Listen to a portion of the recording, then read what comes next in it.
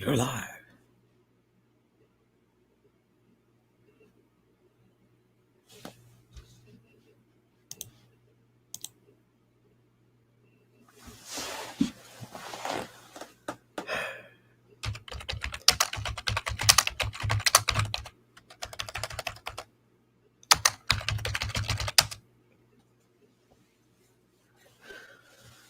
Oh, hey, well, someone's here. One person. Must be you. It's got to be. Everyone else is voting currently. So here it is. It's Tuesday evening at 6 p.m. I got one person. Everyone else is voting, including, I believe, Greeno, who I said to be here at 6, but he will be here at 10 after. But that's fine. I had some news. Okay. Firstly, I was looking at a separate channel, of which I will name. It was Incognito Society, and I like her channel. I really do. I think that she brings a different look at these cases. And normally when I watch her case, what she's revealing is what I need to know off the top. So I do view her channel. Now, I was looking back on her videos the other day, and I noticed that she was talking about Denise Pflum, and that she became missing. And I was on Good Friday, March 28th, 1986. Now that's going back. In fact, that was like, man, I was still in basic training when that occurred, because I got out of basic AIT in May of 86. So I started looking into that and the occurrence as to how it occurred. Now, the way that it went down was, it was a Friday. It was Good Friday. And the night before, on Thursday, she had been at a party, which I believe was in Glenwood, Indiana. And from the looks of how it occurred, I believe that it was. Now, the next day, again on Good Friday, she had mentioned to her parents that she left her purse at that party. Now, her parents said that she left the house at roughly 12:30 p.m. that day and was headed to the party, or that's what she stated. Now, that was the last time that she was ever seen. Her car was found approximately 1 mile east of Greenwood, Indiana, which was about a 24-minute drive from her house.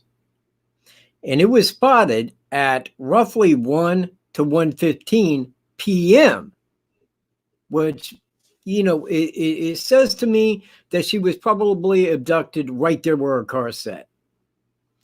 So I started looking that case over and started coming, you know, finding everything that I could on it.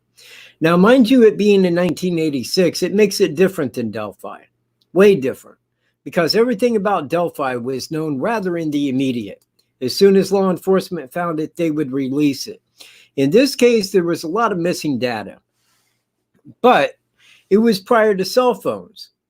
So it made it a little weird. It made it a little odd looking into. But I narrowed it down by using the drive time from different areas in any direction that she would have went, and then marking that out as to how long it would have taken her to go from her house to Glenwood, the time that her car was spotted in a farmer's lane. And I started looking through all of that, and I came up with some conclusions. I think that I have a top-level person of interest in this crime. Unfortunately, though, the man is already in federal prison for a differing case. So, but still, he's the only person that I can point to as being a prospective person of interest in this case. But I think it really holds water. I think that this person, and I wrote to this person yesterday, in fact. Of course, I dropped it in the mail today. It didn't go out today because today's voting day, nor did I get any mail today. Well, I did. I got something from my phone, but it was UPS.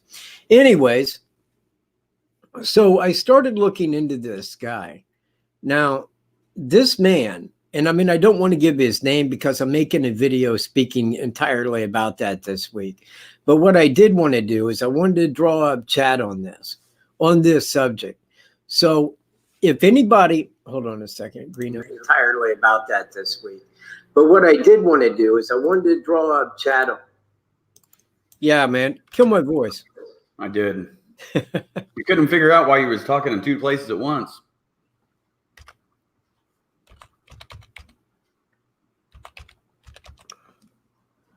This here is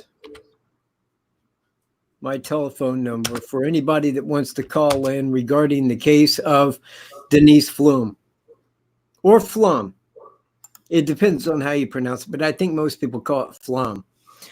And whenever I see a name, a last name that begins with a P and then has a different letter after it, I always think of the Golden Girls. When Rose called a man Mr. Pfeiffer, and Dorothy corrected her saying, "No, Rose, his name is Pfeiffer, not Pfeiffer. The P is silent." Well, the man knocks on the door. Dorothy answers it.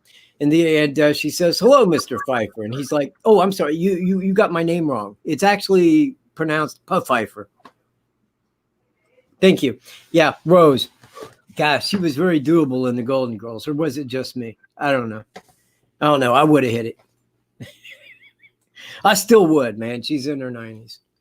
But anyway, if anybody has any comments or questions on it, now, mind you, I can't really answer much in the way of questions, but there is a certain degree that I know. But if anyone else has looked into the case of the missing, and it is under the title of missing, as no body of Denise Pflum was found at this time. Now, that's going back, God, what, that'd be 33 years ago. 33 years ago is when she became missing. Lily, right on. Thank you very much. You know what? I got this phone today. No, actually, I got it the other day. I got this phone, and I had it turned on about an hour ago. I posted my number on Facebook, and I want someone, anyone, to know that if you call my number, you'll be the first person that I picked up a phone and answered. And God, how many years would it be? It'd be decades. Decades, literally decades. You'd be the first person to call Michael J. Katt in decades. So I wait for a phone to ring.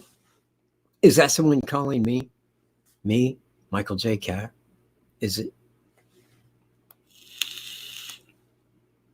No.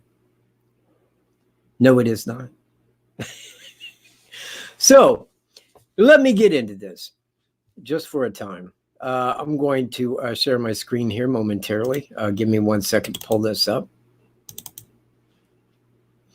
This here, people, is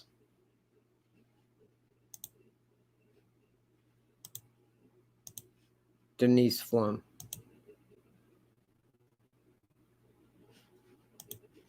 This is her.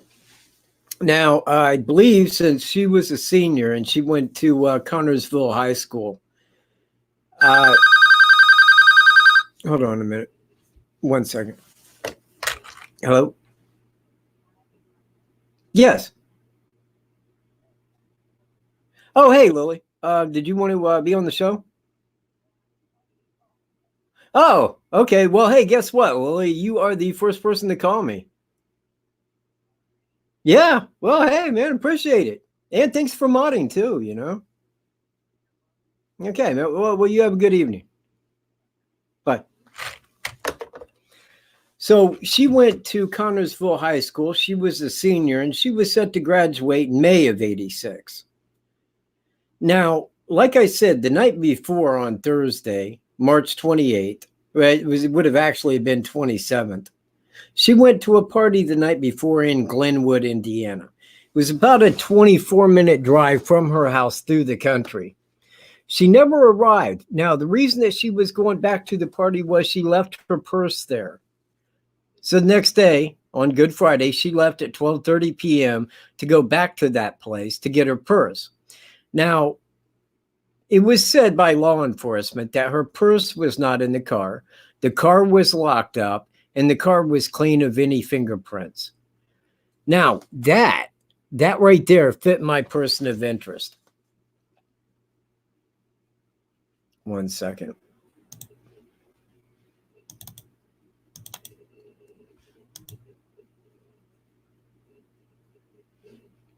Maybe.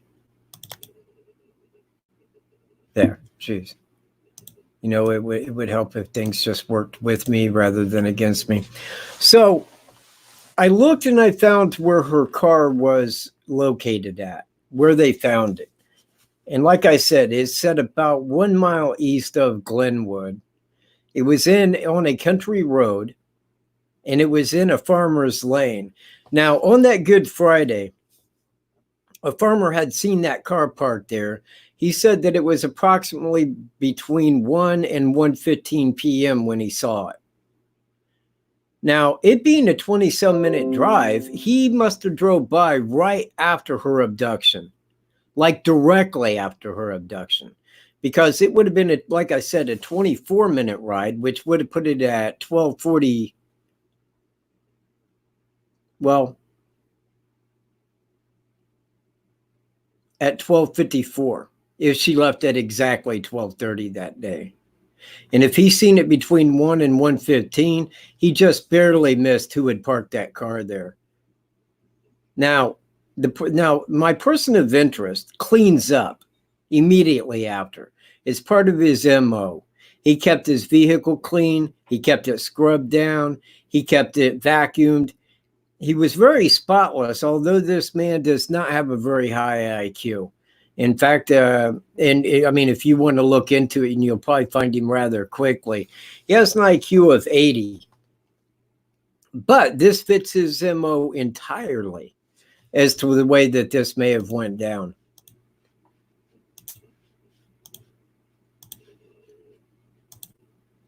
So,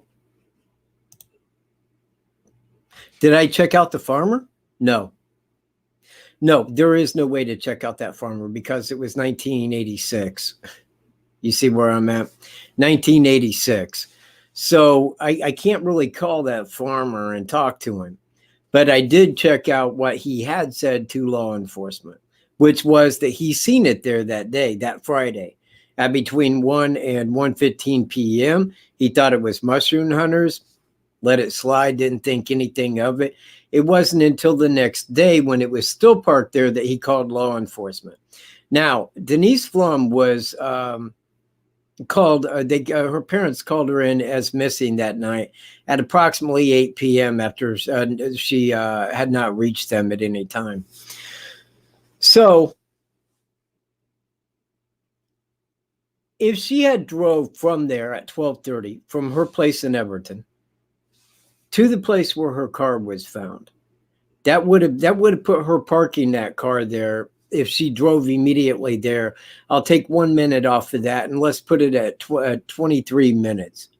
So that would put it at 12:53 would have been her approximate time of abduction. Now, somebody could have abducted her elsewhere, but she was in her car. She had no plans of stopping anywhere aside of in Greenwood.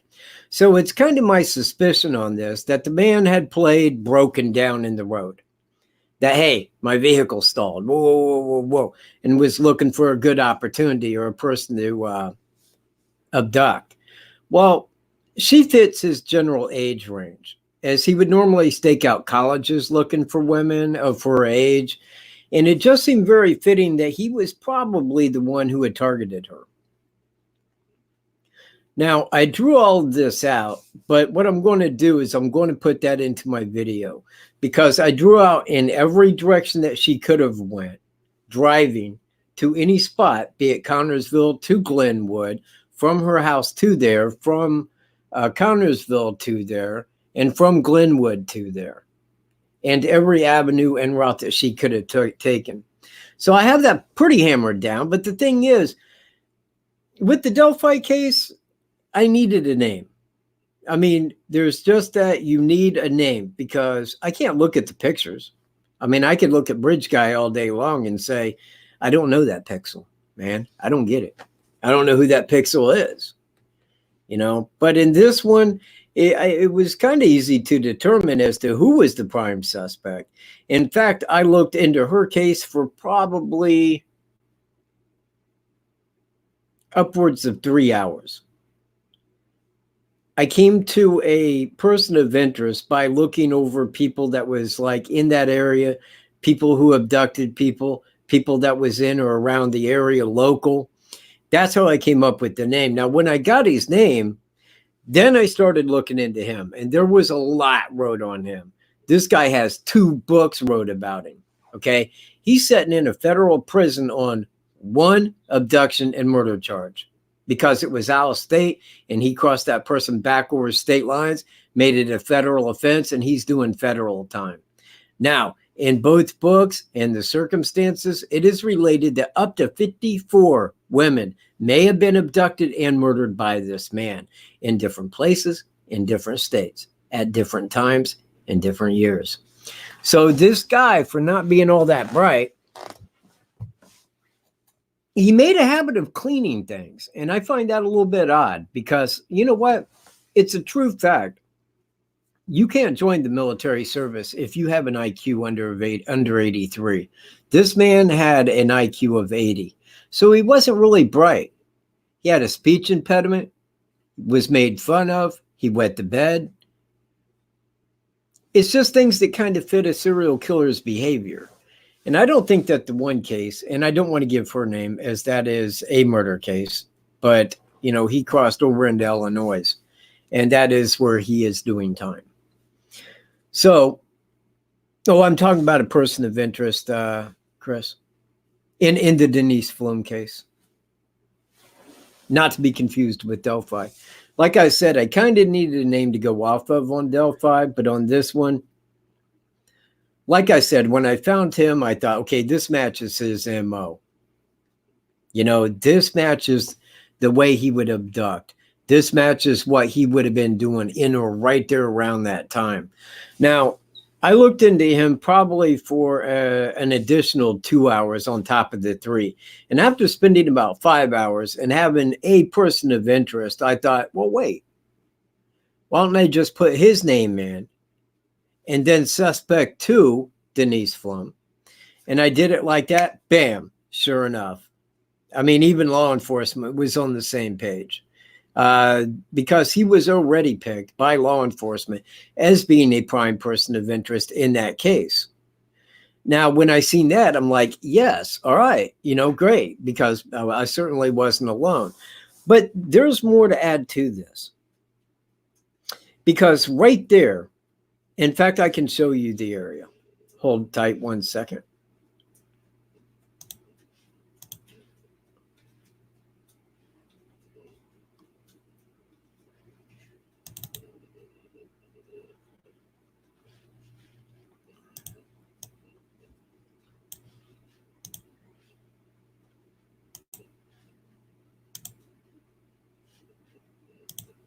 This here is the tower that sits on County Road 650.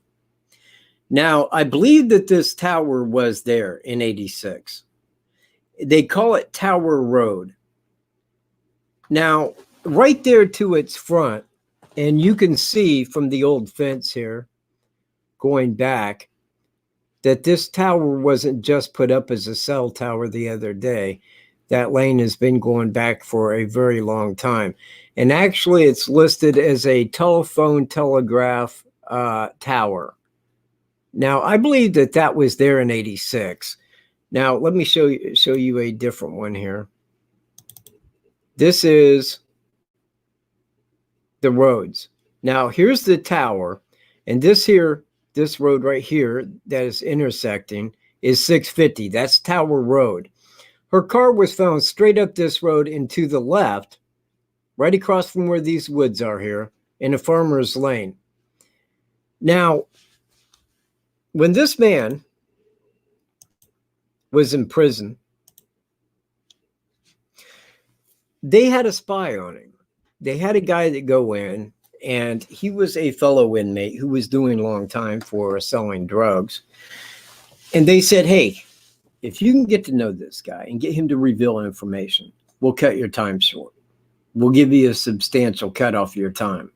So this guy's over there talking to the man. Now, this goes on because he started to get close to the guy where the man would trust him. Now, he walked up behind him the one time, and the guy had drew out a map of Indiana. And he had little X's on the map with DB standing for dead bodies by ejects. Now, around the outside of this paper, he drew falcons. And he told this spy, he said, the falcons watch over the dead. Now, it led me to think, because they put all of his crimes between 87 and 93. But this happened in 86. This could have been his first one right here. It could have been. I'm not saying that it is, but it could have been. Now, if it was, and I believe that he would have been parked right in that general area where the tower was, because you could pull in right there, you see. So if he pulled in there, if there was falcons that had made a nest on top of that tower, and he killed that girl, he killed Denise Pflum, he may have buried her right there in that general vicinity. It's just a thought. But it strikes me as odd. Why would a guy say that falcons are watching over the dead? Well, falcons don't watch over the dead. Actually, if you was using anything out of Edgar Allan Poe, you'd probably think that like crows or ravens watch over the dead.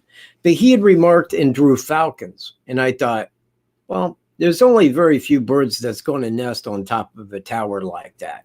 Eagles, hawks, falcons, predatory birds. So it made me wonder, was that the reason for the falcons watching over the dead?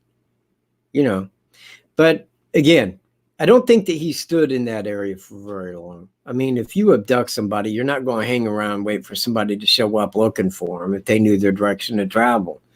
So anyway, that's kind of all I got on this at this time. But what I am going to do is make a whole video this week and talk specifically about it, the person of interest, and how I feel that this crime may have occurred.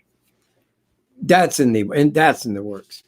Now, as for next Tuesday, icons should be here. Icons should be with us.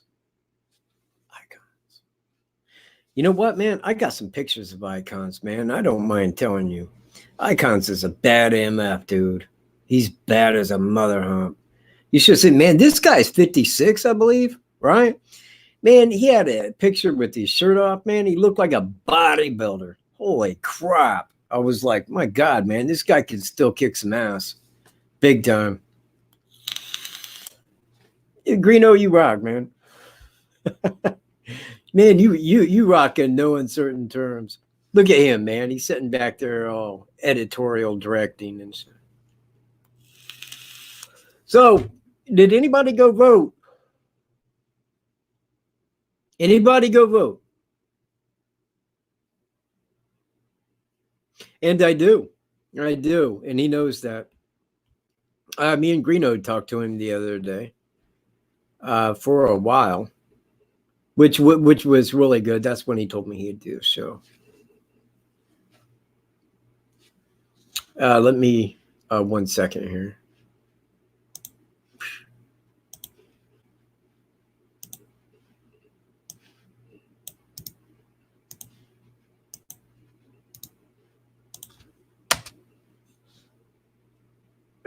That is the call-in number, if mods may want that, because you can. Yeah, did you cast your vote? You see, I don't vote. I do not vote, nor would I.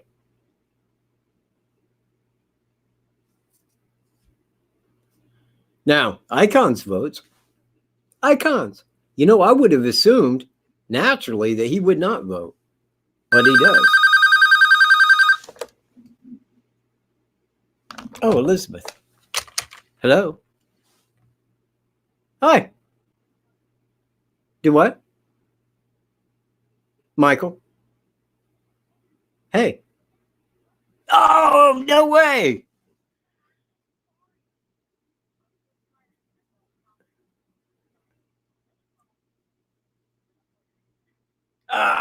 Okay, cool.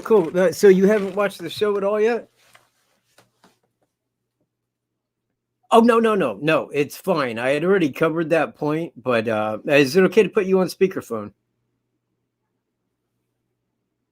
Oh, go ahead. She's got a quieter dog. Just one moment. It's Incognito Society. Yeah, it's almost like icons.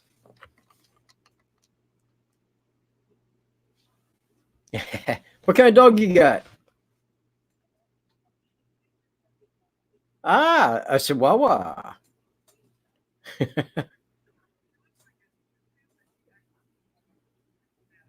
Ah, that happens.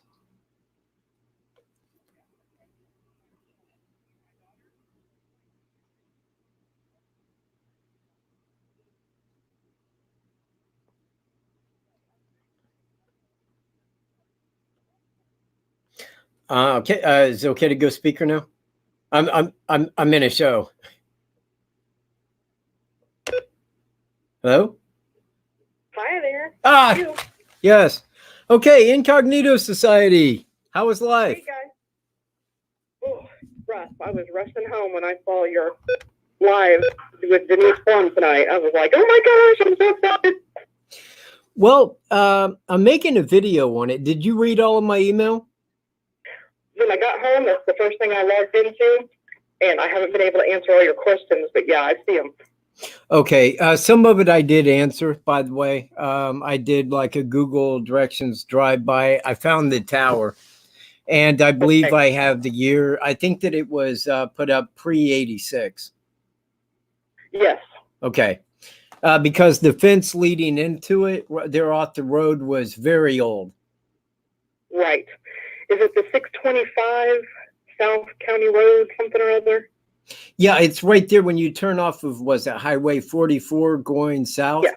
Right there on the right, yeah. Now, it's not really labeled Tower Road, but all the locals, that's what we refer to it as, Tower Road. are you from there? Well, I was from north of there, so like I know all that general area. So I actually lived in Wayne County. I see. Just north of there. Yeah. Well, did you read about my person of interest and don't give it away? Yes, I saw his name. Boy, that was a hot topic around here for a long time, and then it got poo-pooed. Why? Mainly because from different persons of interest there was a doctor here in town. Uh-huh. I won't say his name, I'll email it to you. Right. Supposedly his boys were behind it and he helped cover it up. This is just speculative rumor. Then it was her boyfriend. And then it was some other boys involved that were kind of bad news around the area. So they never went down the trail much on the serial killer. So. Well, and this is what I was relating just moments ago here, really, was that I started looking into her because of your channel.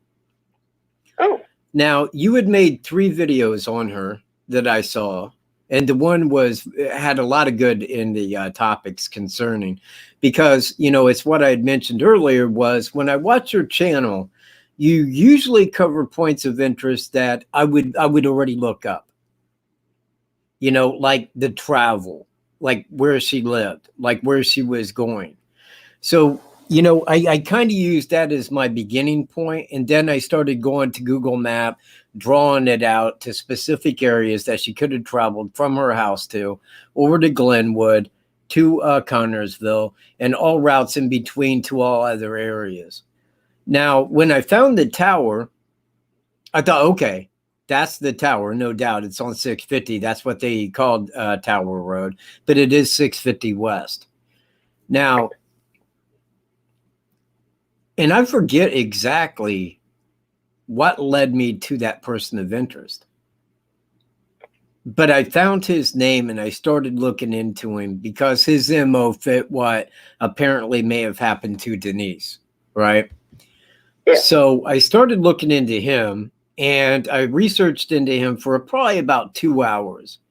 And then I thought, well, I'll go to Google and I'll put his name in as a person of interest in her case. Bam, right there it was. Should have did that right off the top. Because, yeah, going back in the past, law enforcement has pretty much gave him the nod as a person of interest in that case. Right. He's a big person of interest in my eyes, but who am I, right? The police just shut it down. Well, yes and no. I mean, I don't know how to go with that. I mean, anybody can solve a case if given the right information. Absolutely. You know, and yeah, law enforcement are really uppity, like, yeah, I think we would know if it was or not. But here's kind of my thing on him. He is in federal prison in UPS Marion in Illinois on a federal offense. Did you know this? Yes. Now, as up to 54 missing women that he could have been involved with their abduction and murder, only a small handful of bodies have been found. Are you aware of that? I am. Okay, so I guess that my thoughts are, with the added that they know on him.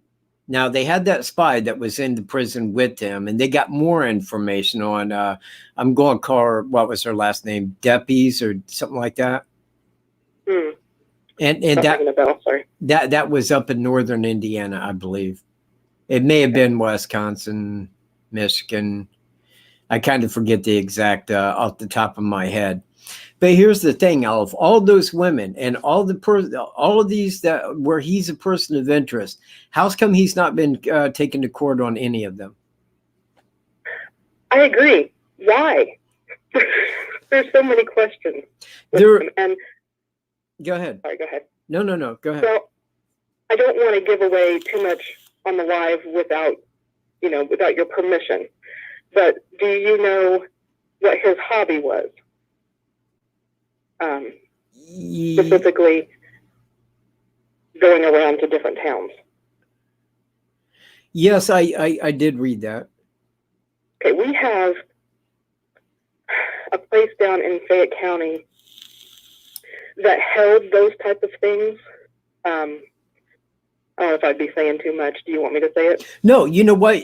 Feel free to say anything that you want. Just kind of keep his name out. That way, people will, want to know who it is in the video. But yeah, aside of that, say whatever. Okay. He would participate in, I guess, what you would call battle reenactments from the Civil War. Yep. Him and his brother. I'm sorry? Him and his brother both would. Yes. And there was a place in Connorsville there that held those battle reenactments. Okay. Then I will put that in the email to you. Let me ask you this then, because what I looked up, and I can send you a link to it,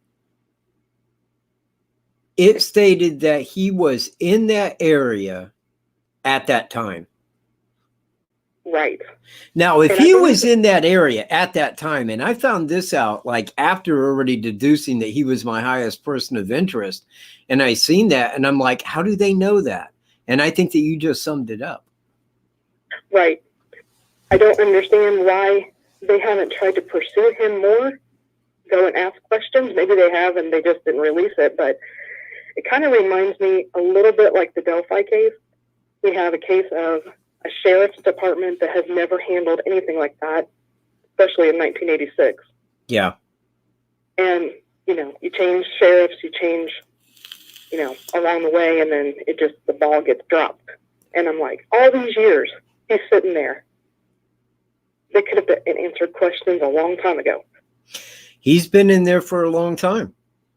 Sure has. He has been in there for a very long time, and it makes me wonder, can local law enforcement go talk to him in a federal prison that's outside of that state if they don't have charges filed against him? Oh, that's a good question, too. I think I think it might be the premier question, because with all of these missing women, of which he is certainly a person of interest toward, well, why wouldn't he be talked to concerning them? Why wouldn't there be charges pressed? You see where I'm at? Exactly, I do. Yeah. Very odd. I will put a whole bunch of my thoughts. And a lot of the reasons why I don't put things in my video is because they are just my thoughts half the time. Because there's been so many persons of interest from, I mean, I hate to say it, from her own father to the doctor's, you know, sons to, you know, I mean, it's been that she ran away, you know, it's been a crazy circus. And it's been like the only case that I can think of in that county that has never been solved, let alone this much. I mean, this many years she's been missing and they haven't been able to solve it. I think that the same applied in Delphi to a degree. I think one of the first people that, yeah, I mean, because I already know that law enforcement, the first thing they're going to do with a missing person or murdered person is always look at friends and family first, the people that knew her. So, I mean, I could see where people could draw lines saying like, well, this guy may have this person, the boyfriend, the friends. But here's the thing. If that really was the case, law enforcement would have known about that rather quickly. And I think a lot of that may revolve around public rumor. You know what I mean? Oh, yeah. And including one of the lead detectives on the case in 1986 was accused of being behind it. Because there was another case at, supposedly he was behind too. But again, I'll include those thoughts in an email. Hate to say them live, you know. Yeah. So. Now, did you read the part about the brothers I went to school with? No, I haven't. Oh, man, this is going to blow your mind. Oh, my gosh. I went to school with identical twin brothers, okay? With the exact same names. And it set 40 miles west of where they lived in Wabash, where I went to school at. No way. Way. Oh my gosh. But it's not the same two brothers. Really? And it ain't. And I swear that, you know what? I told my friend that I went to school with, because me and him was talking about it, man, go back some months ago. And I told him about that, and he's like, get out of here. And I'm like, for real? Yeah, identical names, identical twin brothers, probably 2 years older than they are. Wow. Because I think but that gave you the creeps when you read that with those names, didn't it? You know what? At first, I thought the guy was that dude. I thought he was the guy that I knew in high school. I did. I was like, holy shit, no. Wait, did he move to Wabash? You know, that was kind of my thought. But no, it was totally dude. These dudes were like tall, blonde hair, you know, skinny, didn't look anything like him at all. Gotcha. Wow. Also, I forget the woman's name, but she came up missing in Kokomo, and I think that her car was found at the Chrysler plant from where she became missing at. Do you know of her? Same person of interest? Is that the Trisha Riker one that I did? No, but that is the other one that he is primarily the person of interest in. Now, she was taken at Wesleyan College, wasn't she? Yes. Yeah. And I had made a point of that because Connorsville has a college something there. And also the Falcons. Do you know anything about the Falcons? Falcons. No. The spy that was in prison with him, he was arrested. I think you know who I'm talking about.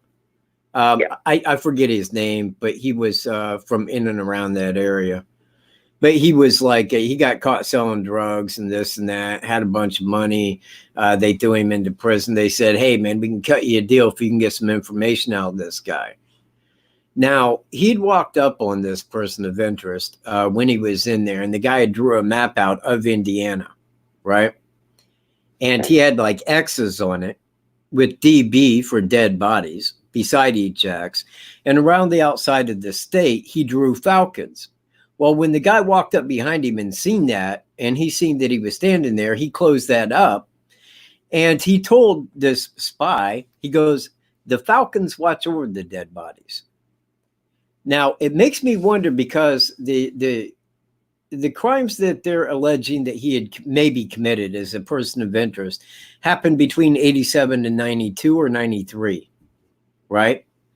Right. So it made me wonder why he would select Falcons. And I thought, well, being in March of 86, perhaps if he was parked there at that tower, maybe Falcons were nested on it. Or, secondly, the grade school there in Connorsville has a mascot of the Falcons. Huh. Yeah. Yeah, right? Okay. I'm going to have to look into that because not off the top of my head is there a falcon. There's an eagle. On the tower? Eagle, like, mascot as far as the grade school. But we're, I'm thinking it's the Spartans for the high school. Yeah. And then there's some elementary. Yes. But I'd have to look around for the Falcons.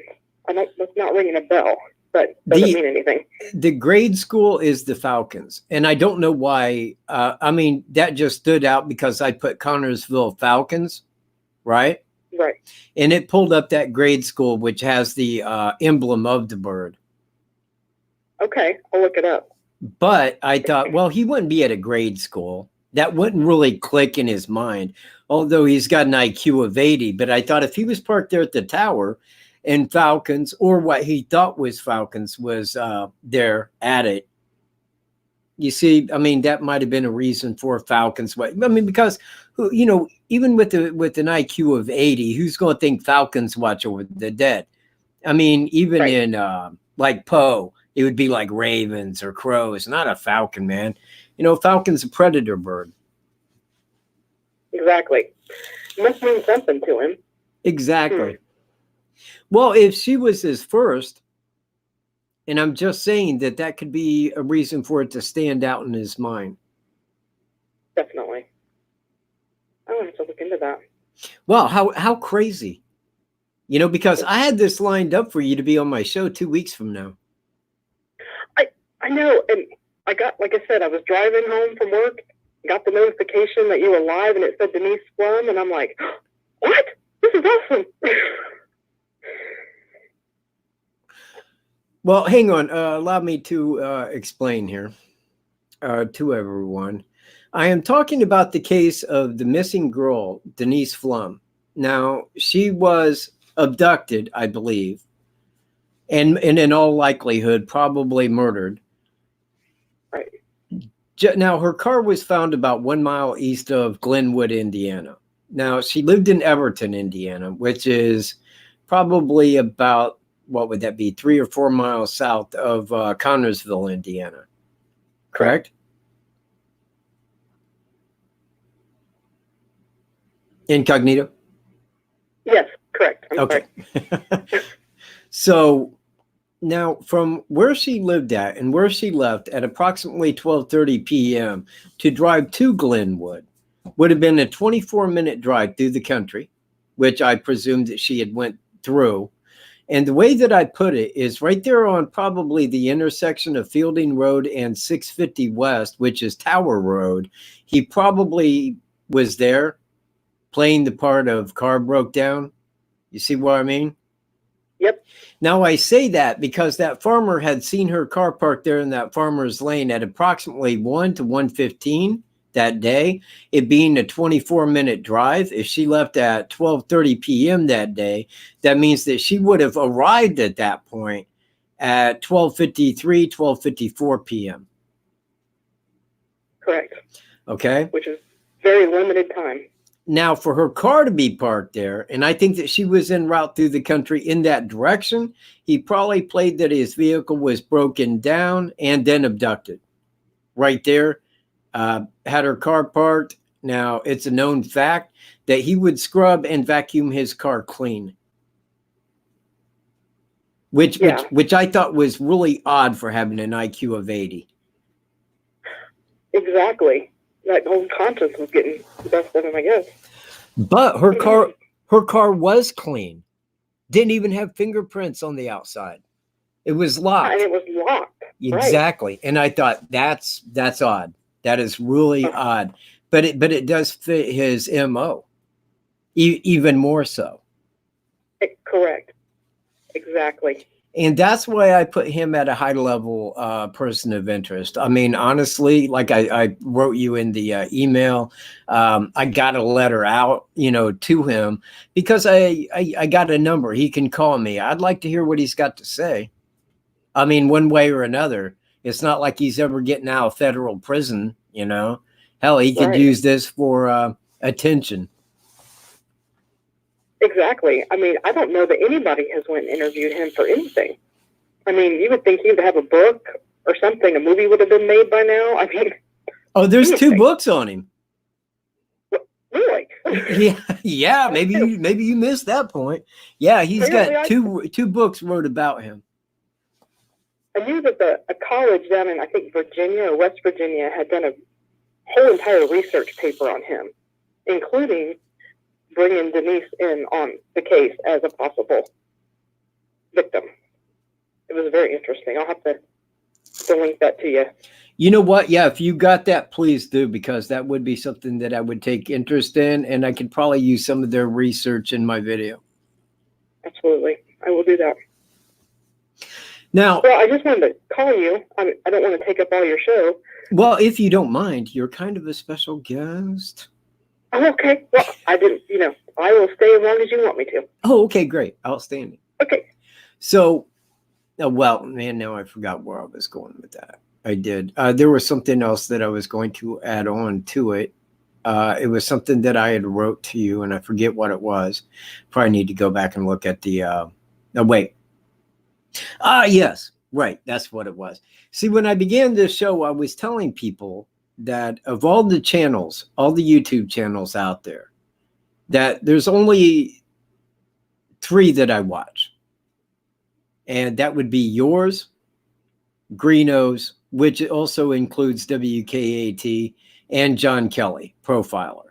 Now, I don't watch everything that John Kelly does, but I usually watch when he covers the Delphi case. Because I know the Delphi. I mean, the Delphi case I know. So whenever he's talking on that, man, I usually watch it. I just want to see where he's going with it. Like to what angle, what he's discussing. And I like John Kelly. I think that as a profiler, he probably does a very good job. In fact, he profiled Gary Ridgway, did he not? Yes. The Green River Strangler, and I thought that was really impressive. He does a great job. I stopped watching after he stopped doing the Delphi case, but also he never mentioned you guys doing all this research. He mentioned a couple other channels, and I was like, really? And so I just kind of got away from John Kelly for a while. But he does a good job. Well, I don't think that John Kelly would really make much mention to me. I mean, I'm not his cup of tea. I'm not. And why is that? Well, it's probably because I say here and I cuss and I can get not vulgar, but it depends, on who, what, where, when, and what's being stated. I mean, I don't really have a habit of watching my tongue, especially when I'm not monetized. I just have a habit of, hey, up yours, sort of. So I don't think that he would go passing around my name. Now, if it was somebody like Gray Hughes or somebody with a higher potential for subscribers, yeah, he would probably make mention of them.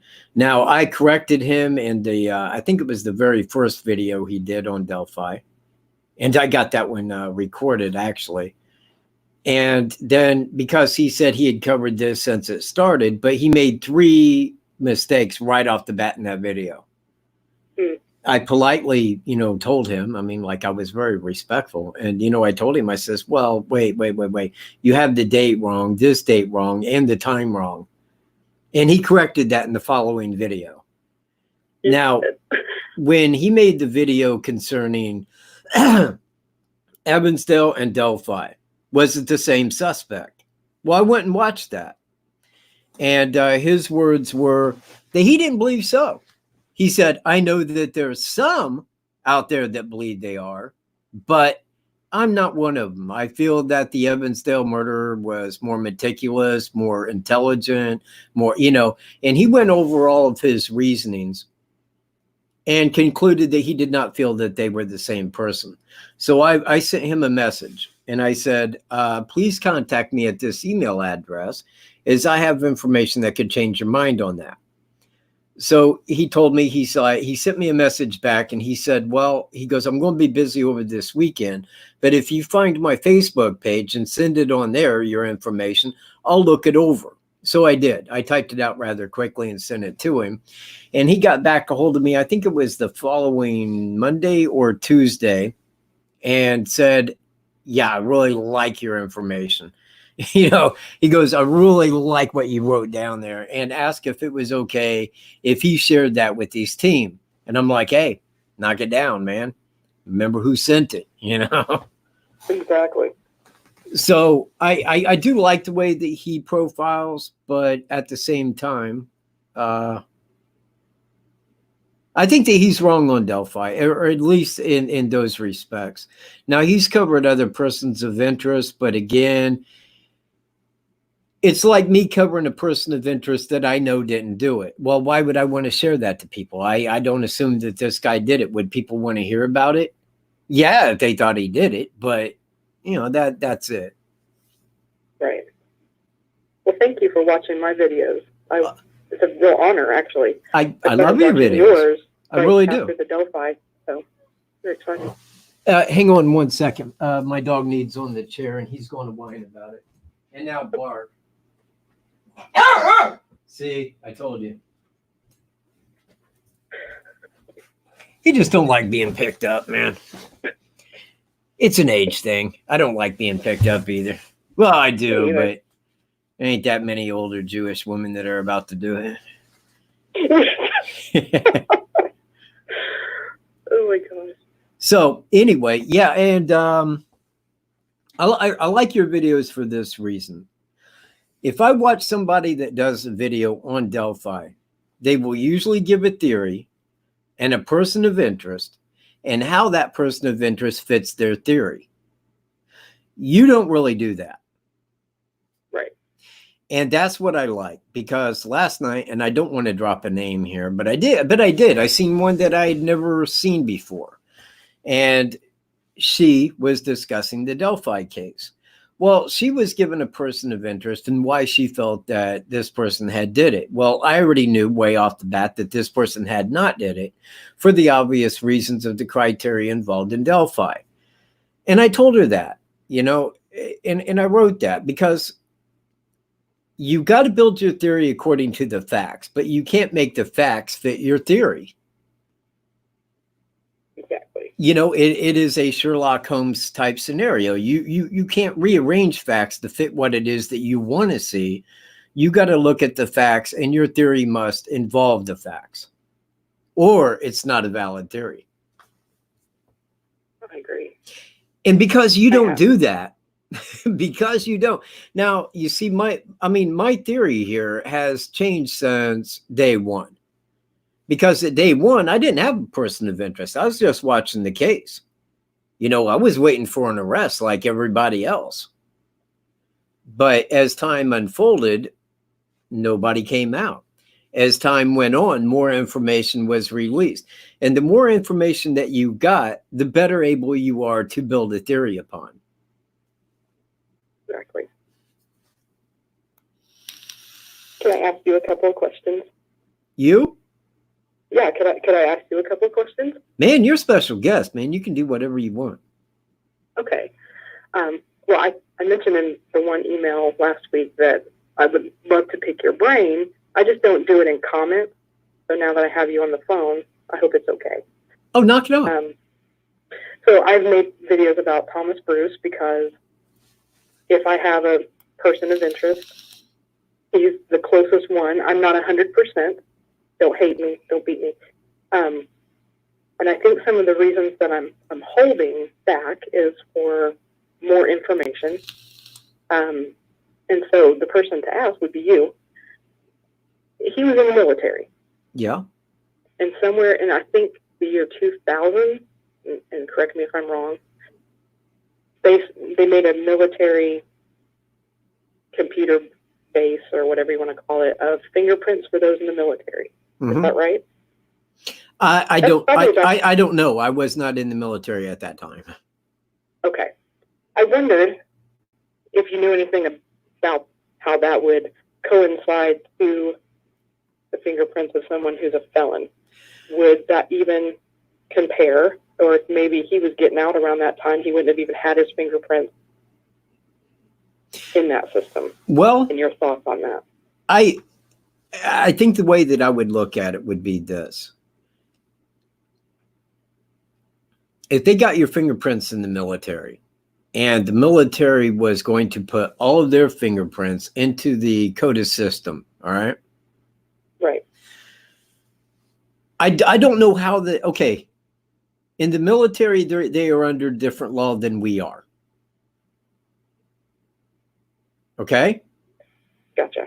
So if you're on base and you do something, hey, you answer to, the MPs, that's the thing. It is a different law than what we are under. Now, if they are off the base, then they are on the same law as we are, identically. They could get picked up for a DUI, whatever, like that. Now, if they did, because it's just like with the genealogical database, that can be used if you got that database. But to my knowledge, that database is not incorporated into the CODIS. Now, if they did that with the military and they had everyone's fingerprints that was already there, they could just take all of those if it was digital and then move it to the CODIS. Now, here's the part that I find a little odd with that. And I think that Greeno, would you include yourself for a moment? Hang on. He's going to include on the show here. Awesome. I'm here. When we went and when you were speaking to Lesenby, because you had told him that they already had your DNA. Mm-hmm. Okay. And that they came wanting a sample of your DNA. He said that you had to jump through many hoops in order to go down that road. Correct? Yeah. Yep. So I believe that it had to have down, circumstances. I think that it came down more to the fact that he knew that his family, Thomas Bruce did, had DNA in that genealogical database because his family goes back to Scotland. Okay. So I think that he knew that he was going to be hit in due time if Carroll County was using that system in order to find him through his DNA. But I'm sure that he was positive at that time, actually going back to 2012, that he didn't have DNA elsewhere. Now, as for fingerprints, I think that he thought that he was clear on the fingerprints. He may not have left the fingerprints, but I believe that he did leave fingerprints in Delphi. But I can't really say honestly that the military did that. I mean, I could look it up, but I can't right now. But if they did, it would seem likely that they may have fingerprints in there. Not as much DNA. I don't think they take every soldier's DNA, especially going back to the early 2000s like that. Okay. What about him holding a permit to carry? Don't they also do fingerprints as well? Does that also kind of coincide with felon? If provided that they do, and they take your fingerprints, I think that is more for because they wouldn't take my fingerprints for having a permit to carry and then throw that in the CODIS because I'm not a criminal. Right. You see where I'm at? I think that it more comes back that, hey, if fingerprints are found, then we could match them to you. But I don't think that goes into the criminal database like that. Because otherwise, I would say, okay, everybody that's been to jail, everybody that's been in the military, they got all your fingerprints. They got your footprints the moment that you're born. It just seems like the next step into that would be as soon as you're born, they take your fingerprints and your DNA and call it a done deal. true. You see where I'm at? Absolutely. Because I think that that is the direction that they want to go down right there. It will, I mean, it's not a free world now, so it doesn't really make enough. Okay, well, that's something I've always wanted to ask someone that knew a little bit about the situation, what they thought about it. And I think the other holdup for me with them is, and this is probably just a personal thing, maybe it's just a woman instinct or whatever, I don't know. But the ages of Delphi and Evansdale versus what we know he has definitely done. And it's like blowing my mind that there's such an age difference. Well, When I looked at that picture of him, he had this death look, even looking at that woman lawyer that was talking to him in that one picture. I mean, he just looked like he could care less what she had to say. I'm just wondering if he just has a hatred for all women. that's me. That's it. And that is exactly the way I call it. I call it exactly like that. You got a 77-year-old, right? You got a 53-year-old that he killed, but we don't know the age of the other two women that were in the store, but we do know that they were called women. They weren't minors. And then if you also include into that Evansdale and Delphi, that makes an age range from 9 all the way up to 77. Crazy. Yes, but there is every age in between. Mm-hmm. And I think that it's more of when he is drinking. I think that rage comes out. I think that all it takes is a slight bit of provocation, and there it is. That's it. You know, if you do not comply in full, game over. Well, thank you for answering just your thoughts. I've always wanted to ask you, but didn't want to do it via email or anything. So, well, you have my number now. I do. You have mine. And you can call me anytime you want. I normally never call people unless they write to me and want me to call them. Okay. You know, I'm not a caller. I don't even like phones, man. Yeah. Well, thank you. Okay. Right. Well, is there go ahead. Anything I can say on Denise or anything? You know what? Anything that you want to add or talk about on that, go ahead. Okay. I'll just end with anybody that watches my videos, thank you, including you, Michael, for having me on the show. Greeno, if you could put Incognito Society up on the board there. Bam, there it is. Subscribe to Incognito Society on YouTube. Thank you, Anthony. I watch your channel too. You guys are great. Thank you. I haven't subscribed to Jess yet, but I plan to. So with Denise, she was a real reason, along with Delphi, as far as I getting into making YouTube videos. I don't do the fabulous job that Anthony and you guys do, but this is a case that I think, after all these years, started to get a little bit of thunder behind it. And there's been a film crew out of Texas that's been following kind of what's been transpiring excuse me, at the Mary Gray Bird Sanctuary, where they had some tips about her being there. Well, that didn't pan out. So I'm not sure when this film crew will put out a documentary, but be looking for that. I'll probably have it on my YouTube channel about when they might go live or whatever they plan to do. With that, I will let everybody know.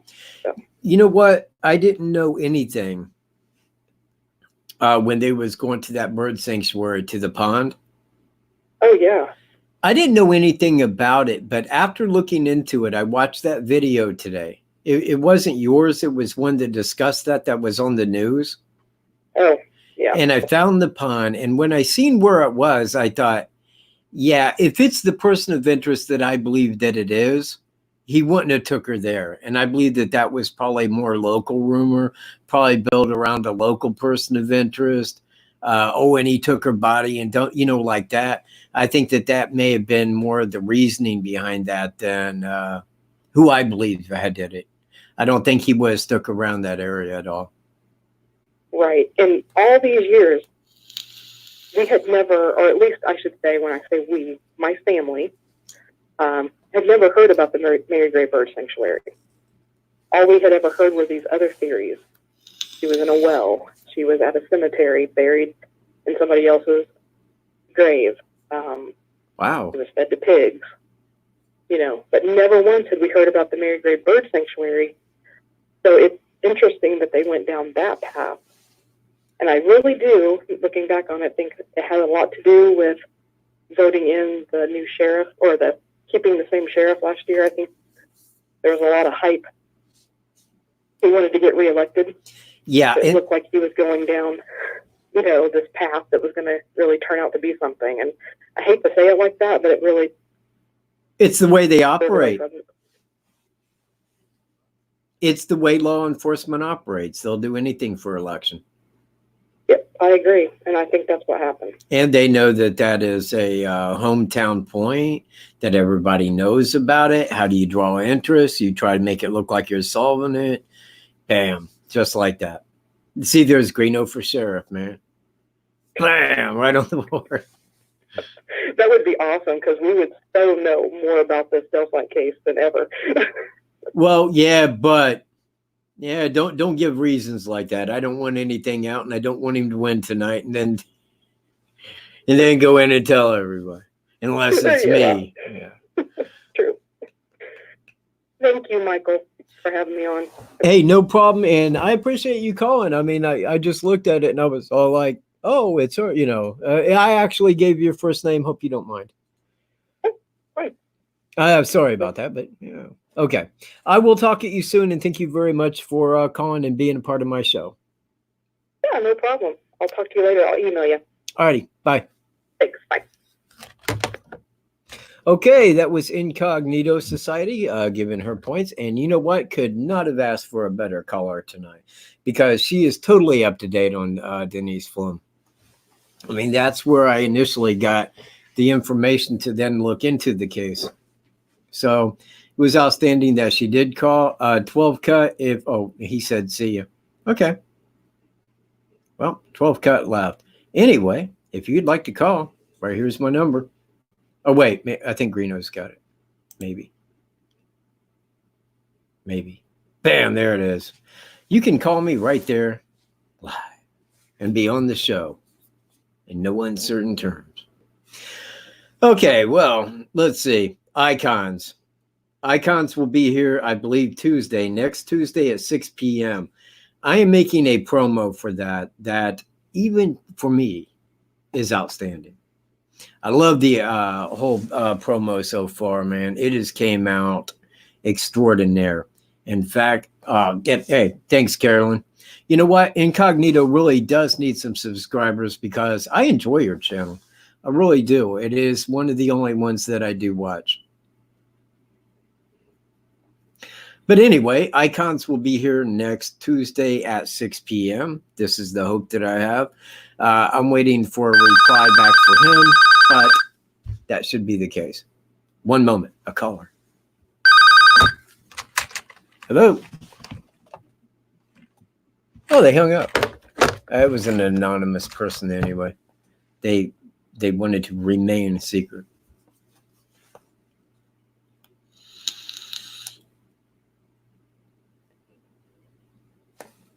Right on, and thank you, Tony. I appreciate that too. Incognito needs some subs over there, because she does give out good information. She really does. And Mama, you know what, man? I hope that I've got her some subs, because it would do her channel very well. But if you like what I discuss, you will like her channel. She does it without adding a bad theory. I'll put it to you like that. And usually when I see people talking about a theory on Delphi, it's usually a bunch of shit. And it's built off of misinformation. And that's what I don't like. I don't like misinformation. I don't like people making theories, and trying to make facts fit their theory. If you've got a theory, you've got to be able to explain every point. Because if you can't, it's a null and void. It does not work. It just don't. Now, as an example, everyone knows my theory and who I believe pulled off the Delphi murders. Well, if I was reached with information that made that a no-go, it would be a no-go. And I would tell you it's a no-go. It ain't him. I thought it was until I got this information. But all the information that I know as of right now, he fits.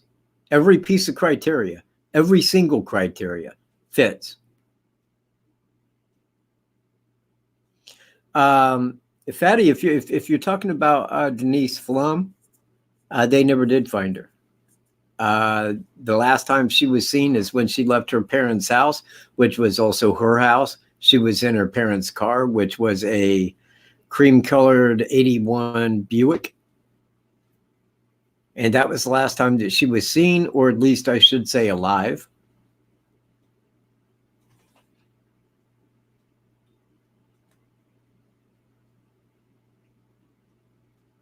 You know what? I would.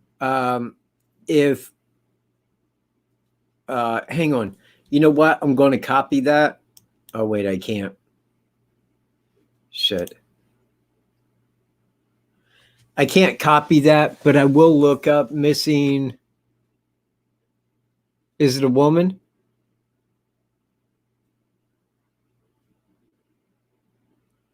Because if it is, and I do think that I seen Rushville mentioned in the same person of interest column as what the person that I'm speaking of on Denise Pflum. But I will check it out.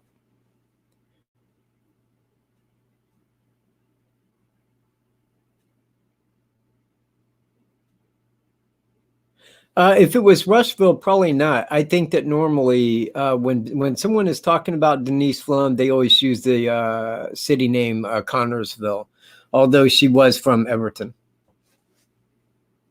And thank you for being here, Incognito Society.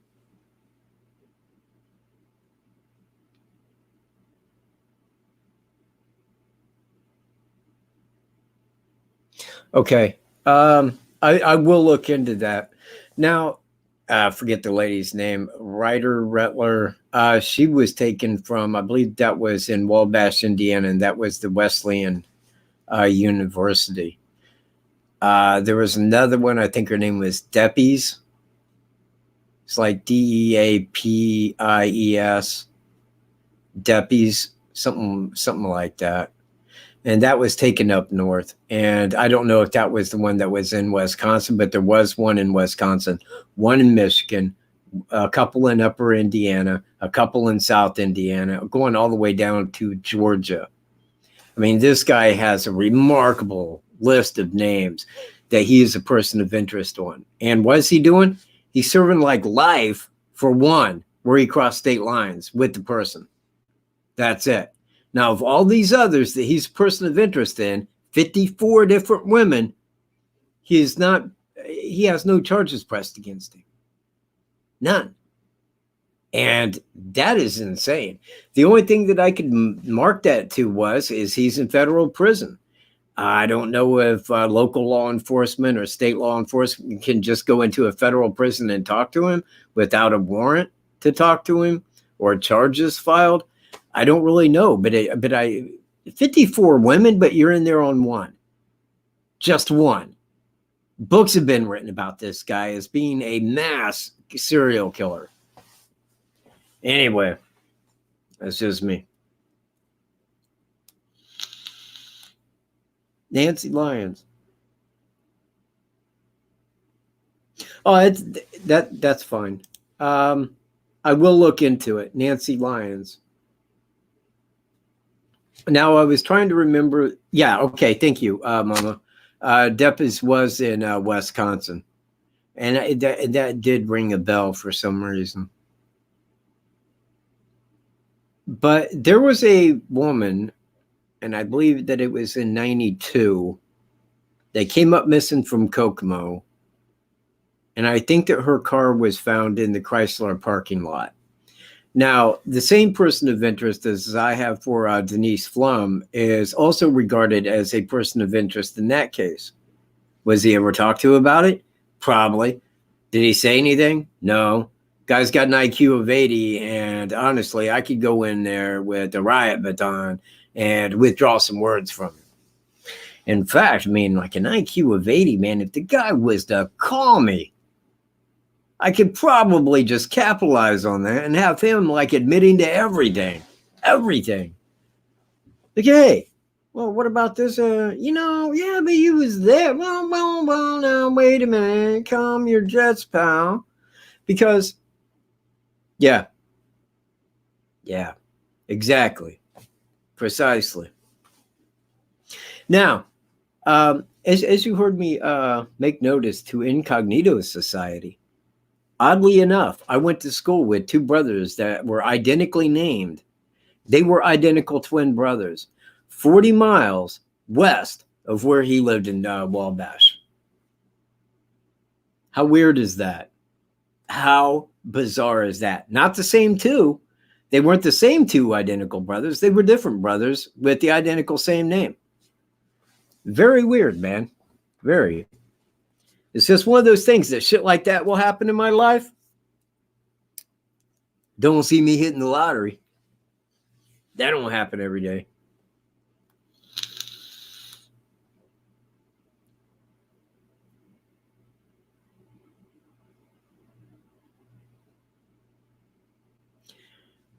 Huh.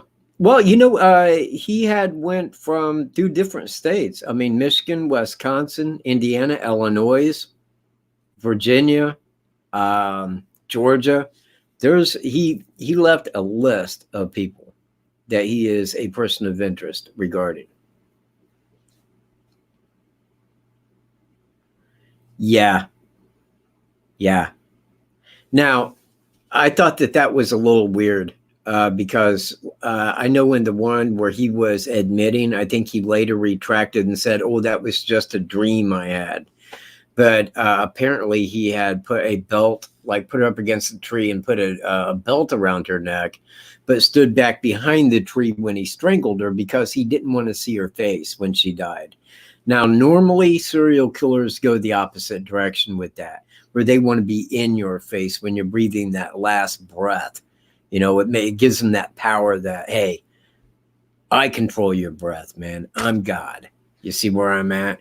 But he really wasn't like that. I mean, he would kill them and bury, and all like that. And I mean, like probably even necrophilia for that matter.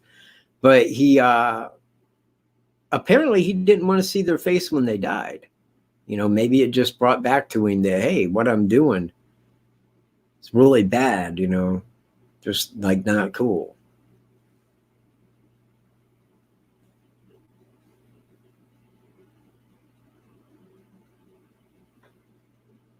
Yeah, exactly, BM. And you know what? Here, let me put that up there. Because I questioned that. I was like, how could he have been in that Connersville area? For what reason would he just be in that area? But it was wrote down that he was in that area at that time. And I thought, okay, now this takes him from a person of interest to a high person of interest with the Falcons and the tower. And I'm thinking like, okay, that's likely where he was parked. It was right there on 650 near the intersection of Fielding and 650 West, acting as if his car was broke down, hoping like, his person that he would dictate as being a victim would show up, and did. So if he could flag somebody down that was in that age, bam, there it was.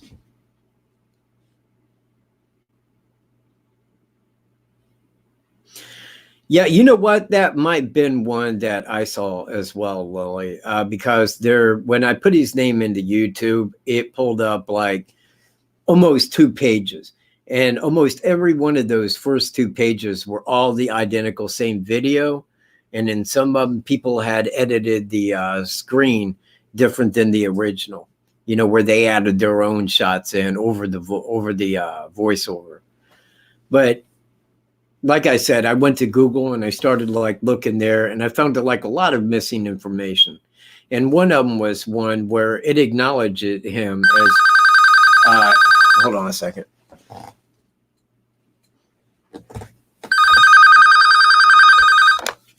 Hello? Same person keeps calling. I think they're a little phone shy. So anyways, Frontier Falcons in Chalmers? No. Look up Connorsville Grade School. Put Falcons, Connorsville School, and it should pull it up.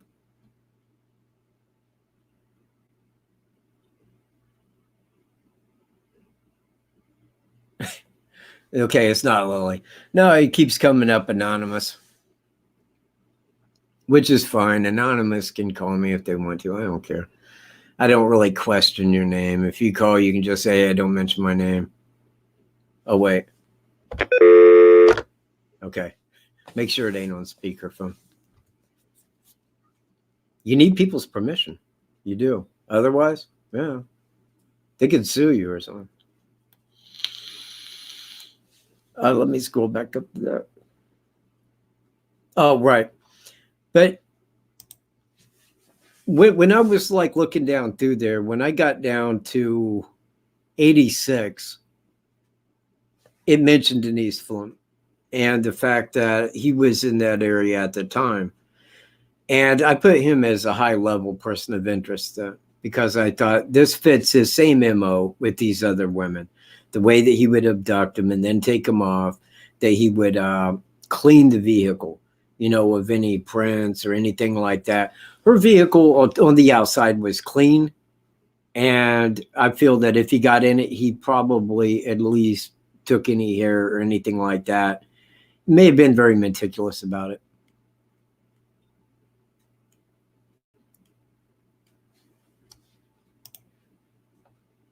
Your school, Randy? Is it the Frontier Falcons?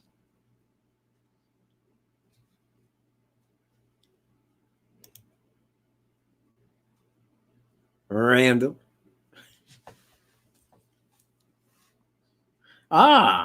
You know what? There might be a lot of Falcons. There may be a lot of Falcons. I'll tell you, I mean, you know what? I think in Indiana, and I'm probably way off, but I know of two that go by the Comets. There was the Caston Comets, and isn't the Eastern Comets as well? Maybe I'm wrong, but I was thinking the Eastern was as well the Comets.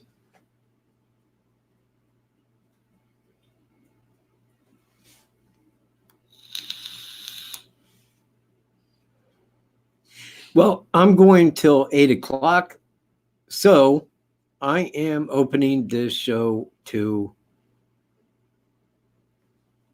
Delphi. Question now. Give me your questions. I'll run over it for you if I may. In February 13th of 2017, 2 girls were killed at Monon High Bridge Trail in Delphi, Indiana. A few persons of interest, actually 4 or 5 persons of interest, depending on where you get your person of interest knowledge from, have been given forth. The only one that I found any interest in at all was the first one, which was Daniel Nations. I thought that he had a personality. I felt, and I believe that Greeno did as well, that his personality type and the crimes that he had committed fit kind of what it was that we was looking for in a personality that had perpetrated Delphi. So, I mean, we did look at him as a good person of interest, but there was the questions that we could not answer as well. You know, we held that, yeah, he has personality. He's got anger issues, you know, he's got PTSD and all of this. All of his, not all of, but damn near all of them were sexual motivated, where he was publicly masturbating at a Walmart, at a store, in a women's bathroom, waiting for a woman to show up. The guy didn't really give a shit. He's a real creep. You can look at him and really tell the creep that he is. But he did hold a person of interest spot. Now, that held until about the first year press conference. When we went there, and it was cold, man. It was cold. I'll never forget that cold. I never forget cold. Heat I can forget, man. Cold I don't. Cold's a bad bitch. But anyway, man, we were standing out there waiting. And I think that both of us came to the same conclusion at that point. Like, yeah, they're not setting up to name a suspect. I mean, you could tell. I mean, you could tell that that wasn't going to happen. But they had brought him, extradited him from Colorado back to Indiana like 1 week prior to the first year press conference. So we was in hope that he may be, but we couldn't determine how he would have got here. We knew he didn't hitchhike. If he had hitchhiked, I mean, and that thought never really crossed my mind, that like Daniel Nations could have hitchhiked up here from Martinsville, you know, or even Greenwood for that matter. Because had he have, man, people would have seen him on the highway. People would have seen him leaving. Somebody would have remembered giving him a ride, you know. But they brought him back. They questioned him. They had the first year press conference. And at that press conference, they said, yeah, we sent people out to Colorado and we sat down. We had a long talk with Daniel Nations, which was bullshit. They never went to Colorado and talked to him. They had to extradite him back here to talk to him. But after talking to him, they was pretty clear on the fact that they was not concerned with him any further. You know, so that kind of put him more out of our person of interest. Now, that was at the exact time. In fact, it was right after the press conference when I had spoke to Trooper Kim Riley. And he had told me that it was like the man had never committed a crime. Well, it's like the suspect had just never committed a crime before. I made a remark about his DNA not matching in the database. Is that, you know, I said, well, I can't comment on that. And hey, maybe he has committed a crime, but we can find no trace of him. Now, if you're saying no trace of a guy and had never committed a crime, that tells to me that they got more than just DNA. They got more than just DNA. Because if you're just looking at DNA, you can say, well, he hadn't been involved in these crimes. But to say any crime, that gives more so to the evidence than just DNA. And again, I think that that involves, more, in no likelihood, probably fingerprints. I think that they got fingerprints and DNA in Delphi. No, there ain't, Amelia. There's I don't think that there's going to be any new information on Delphi for about a year. I think that that's when they're going to come forth on that. If you could play the video there, I mean the audio, Greeno.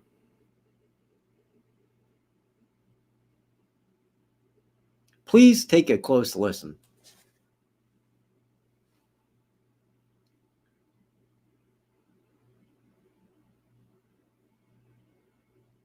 That's me in a lot of wind. Cold wind. Very cold wind. We need audio, Greeno.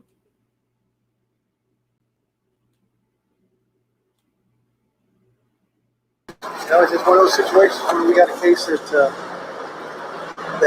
you know, this person's never apparently committed a crime before. We have, you know. You would feel that he had never committed a crime. He has no DNA in the database. Well, I can't comment on that, but I'm just saying that's what it looks like. I mean, the possibility he's done something, but we can't find no traces of it. That was my first thought. I thought anybody at that age that would commit a crime like that would have priors. Well, you You know? never know. You know, you got to start somewhere. That's me, Michelle. Thank you. But yeah, that was me talking to Trooper Kim Riley after the press conference. And that's when we found out that apparently what law enforcement was looking for was a man who had never committed a crime, who had never been jailed, someone that had no DNA or fingerprints in the system. So it kind of changed the direction of what we was looking at, because prior to that, we was looking through sexual offenders that were local, someone who fit that. You know, after that, then it's like, okay, this guy's never been arrested. And that totally changed it. That totally changed everything. because now we're looking for a guy that looks like that, a guy that's heavy set, a guy who's never committed a crime. Well, that could be most anybody in Indiana in February. Because if you got a little bit of a weight issue and it's February, guess what? You probably look a lot like Bridge Guy around February. It's just how it is.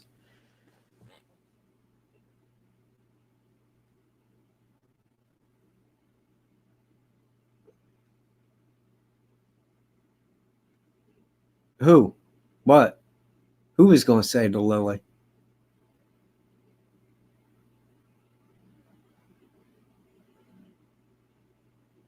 I don't know who that is.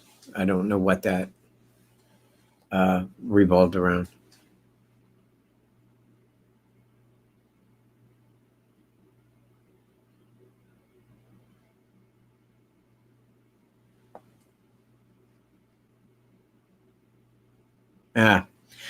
Okay. Well, fair enough. So back to Delphi. Now, after the first year press conference, well, 12 Katt was going to call me, but he failed. He did not stick around. He had places to go. So since he had information, but he could not share it, the only thing I got from 12 Katt when I looked up, and he's like, dude, I'm so off TV now, man. So his information probably revolved around something that he had seen on a different channel where he's like, that's got to be it right there. They nailed it. So if that's what he was calling concerning, I'm glad he didn't call in. Because if he had any information, I probably would have just blew it right out the door. Well, maybe that was him calling. Maybe he had tried to call twice as anonymous. Could be. Maybe he don't want his name out there. I always kept my pieces. I always kept my pizzas into 6 pieces. I'm usually never hungry enough for 12.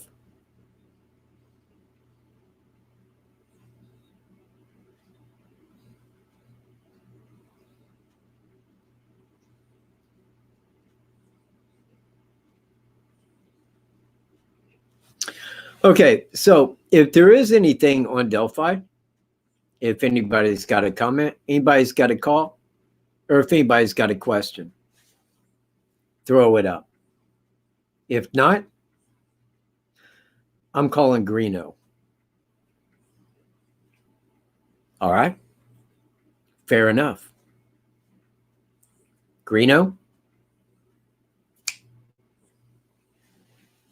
Thanks for joining me. Wow. Easy phone call. It's like teleporting. You are my special guest. I know I was saving that for 3 weeks, but again, just like Incognito Society, you are my special guest because now I don't have to sit here and just ramble.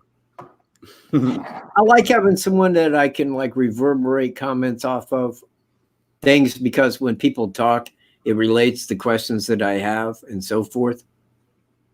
Well, yeah, okay. So, well, you was on something there with the and I had everything like pulled up here ready. Persons of interest. So it was Daniel Nations at the 1 year mark. After that 1 year press conference, it was kind of like, okay, well, it's not him. Right. And then what we came up with, well, I didn't. I guess media would have come up with, I believe the next person was Charles. Yep. But, Charles Eldridge. Yep. Right there.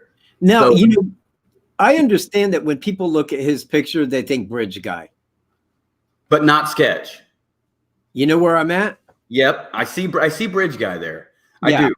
But I don't see Sketch. Yeah, I'm with you. I am. I'm with you. Yeah, I think that like when I look at his picture right there, I can say, yeah, you know what? I could but like maybe like look at him and say, yeah, that could be Bridge Guy. You know, and again, I don't think that the sketch fits him that well. Especially he's got that, I don't know what you call it, a wart or whatever under his left eye. That wasn't dictated at all in the sketch. Right. Yeah, exactly. And you know, someone would recognize that. Yeah. They thought, well, you know what? Yeah, the dude like had a mole right there on his eye. You know, it would be easy to determine that it was him, but I don't think he looks anything like that, you know? No, he don't. And again, another thing I could say would be this: if you saw that man right there, Charles Eldridge, walking toward you, or you had talked to him for a minute or two, what would you give his age to be? I would say he's in his mid 40s to 50s. Okay. Well, because the thing is for them to come out at the briefing and say 18 to 40. Yeah, he's too old. I mean, you see where I'm at, though? I think that was just total BS. I do. I don't think that man looked at all to either of them as 18 to 40. Maybe Flouser guy who he just walked by could go, well, I don't know, man. He could have been of any age. I didn't really look at him. And maybe they used that in his 18 to 40. But simply put, the lady walking her dogs would have a way better understanding of about how old he was. All right. No doubt about it. There's no way I could sit there and talk to somebody for a minute and then just go, well, I don't know, 18, hell, maybe up to 40. I don't know. I was walking my dogs, please. I don't think that it would occur like that. Well, and then that's what brings up the next person, which was Garrett Kurtz, and this is more social media stuff. You know what I mean? Social media suspects versus real suspects. You know what I mean? Like, this is all derived off just Facebook pretty much. And people saying, well, look, this dude, blah, blah, blah, he killed someone. Yeah, but it's a totally different MO. I mean, we don't know what the MO is in Delphi, but I'm pretty sure it wasn't a love triangle with a 13 and 14-year-old girl. Right. No, I'm with you. You know what I'm saying? Yeah. So, I mean, there was that guy, and I quickly dismissed him off the radar, even regardless that he had been to Ron Logan's property before. The dude trains horses. That's what he does. Doesn't mean he killed those two girls, even though he allegedly has killed this other girl. Now, wait. How do you know he was at Ron Logan's? Because he's got pictures there. But here's the thing. And are you sure it was Ronald Logan's? Positive, 100%, dude. And why? Because the horses, he took the pictures of the horses, posted them on Facebook. He's like, look at the new, I can't remember what he called it.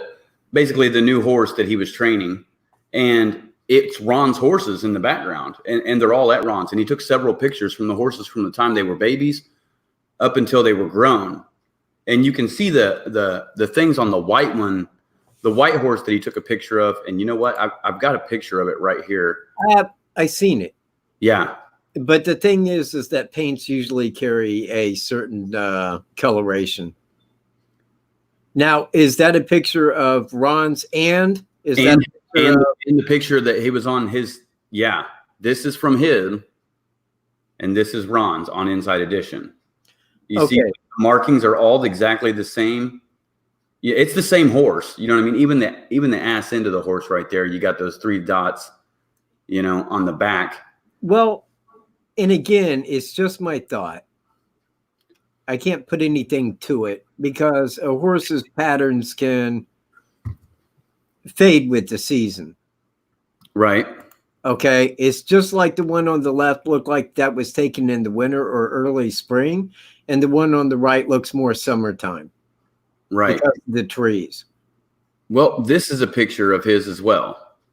Garrett Kurtz right here. May 18th, 2016.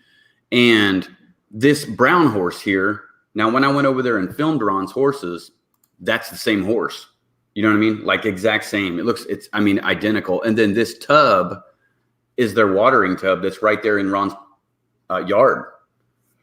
Yeah, I fill one every day for the cows. Yeah. So, or as I call them, Tasty. He was there, but as far as saying that he's responsible for any crime, no, I wouldn't say he had anything to do with that. It's just coincidental. Well, speaking of coincidental, Ron Logan, man, there's 2 words, right? Inside Edition, look what they fucking did to him. Yeah. They got him thrown in prison. And it wasn't even because he did anything, man. Aside of a DUI, but I think it was their questioning and his answers where the FBI is like, hey, pal, ain't what you fucking told us. Yeah, Who exactly. do you think we are? Exactly. So what about Paul Eder? What was your thoughts on that dude when he first came up? You know what? I had people mention that to me. It didn't take me all that long to make a determination because he, just like the rest, if you look back, he had priors prior to February 13th. Mm-hmm. So that right there, that is the first thing that I look at if given a person of interest. If enough people are like, oh, hey, you got to look into this guy. Man, hey, just look into him. Okay. Well, the first thing I do is put his name into my case, Indiana. If anything pulls up where he was arrested prior to that, I immediately at that point called a no-go. Right. Because he has a criminal record right here in Indiana. It'd easily be found anything that they was looking for outside of DNA regarding only the fact that DNA wasn't taken in the prior case. Right. Yeah. And what people don't realize is, okay, we go back to that statement that you was talking about earlier about what Tobe said when they came in and was asking for DNA. And I'm like, well, my DNA is already in the database. He's like, yeah, well, we got to jump through special hoops. It takes a special circumstance to be able to do that. And it's like, okay, 2 little girls were killed. You're looking for a suspect. Doesn't that qualify as a special circumstance? I'm with you entirely. That is above a special circumstance. You would think that they could pull anything out of any CODIS that they had. And that's what I tell you that they do it for. We take this in case you ever commit some sort of crime. We'll know who did it. Exactly. So I think that, yeah, and that's like you were saying, the thing that I do is I go and look to see if the person's been in prison first, prison. And if I can't find them in prison, then I look for jail, and I'm like, okay, they've been in jail in surrounding counties, surrounding Carroll or wherever. Yeah, Tippecanoe, Howard. Yeah. Yeah. White County. Yeah, Cass County, Howard. Yeah, you're right. And see what kind of ties these people have to the areas. It's crazy because a lot of these people do link to Delphi somehow, but that's not uncommon. A lot of people. Actually, if you live within so many miles of Delphi, you probably got family or friends that live there. You go through or travel through that area to go elsewhere. Right. And one of the property owners not too far from the bridge is an Eder. You know what I mean? I don't know if they're related, but it is an Eder. That's right. So it points him to maybe being in connection to Delphi. But like we were just saying, it's not uncommon for people around here to be associated with Delphi or relative, in any way, like, I don't know. It's just not uncommon for anybody to be tied to that community. And people out there that don't really know it around here think that everybody's tied in some weird way. Exactly. But it's really not. It's just quite common. I give Facebook the majority to that. Yeah, I do. Now not so much in recent, but if I go back like 6 months ago, and maybe not even quite that long ago, I was getting people reaching me on the email and, hey, I got to talk to you, man. If you could call me. And then I would call them and they would immediately, okay, well, what I can't make out is this. And they would start giving me this Facebook rumor, a very long Facebook rumor. And I would stop them probably about 2 to 3 paragraphs in and go, wait, hold it. Hey, stop. Well, firstly, what you are doing is you are giving me a Facebook rumor, something that has no ties to the to law enforcement. Mm-hmm. Basically, virtually all that you are telling me is made up by somebody, seeking information or attention on this. Yep. And that was normally who I was getting, and you was here through a lot of it. Yeah. I mean, we would get people that, hey, man, I got information, man, very important, man, I need to talk to you, and we would call them. They would need a safe place or they would just have some line of crap. Right. Because it's just like a lot of people that are making videos on the subject. They are fitting things to fit their theory. but they're not looking at the facts and deducing a theory. Right. And that bothers the piss out of me. Well, a lot of people are looking at what's been said. You know what I mean? And by said, I mean something posted on Facebook or something said by somebody that says, well, and I always hate saying this, and I don't mean any disrespect by it, but someone always goes, well, I heard it from the family. Yeah. Well, they don't know. You know what I mean? They know some, but they don't know everything. They don't know how the girls were killed. You know what I mean?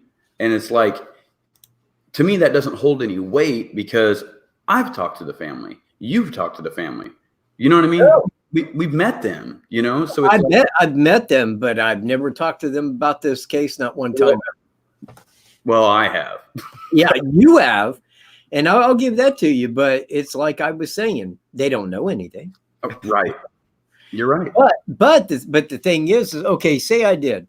Say I took a different avenue and I got a hold of these people and I was asking them questions concerning. Right. Oh, man, I would have views and subs and I would have all that going on. But I don't think that I would have the reality of it. You see where I'm at? Right. I wouldn't have the information that I'm seeking. I'll put it to you like that. And I'm positive, as I sit here, that the family does not know the information that I need. Right. Because law enforcement does, but law enforcement isn't going to give that out. That is part of their investigation. Mm-hmm. You see where I'm at? Yep. It's like Leslie had told me in that email, man, when I asked him about the timestamp. That particular timestamp of the video where the bridge guy's on the bridge, at what time was that taken? Because that would tell me very quickly at which side he had came, how fast he was walking, how well he knew that bridge. You know, it would tell me all these things. And I could really pinpoint how well he knew that bridge, how many times he had crossed it maybe, right. How far back behind him he was. The time of abduction, because we know the approximate time that he was seen leaving. It could really fine tune like what we were looking at. Now, he wrote me back, well, I need to talk to the investigators and so forth and so on. I'll reach you back, blah, blah, blah.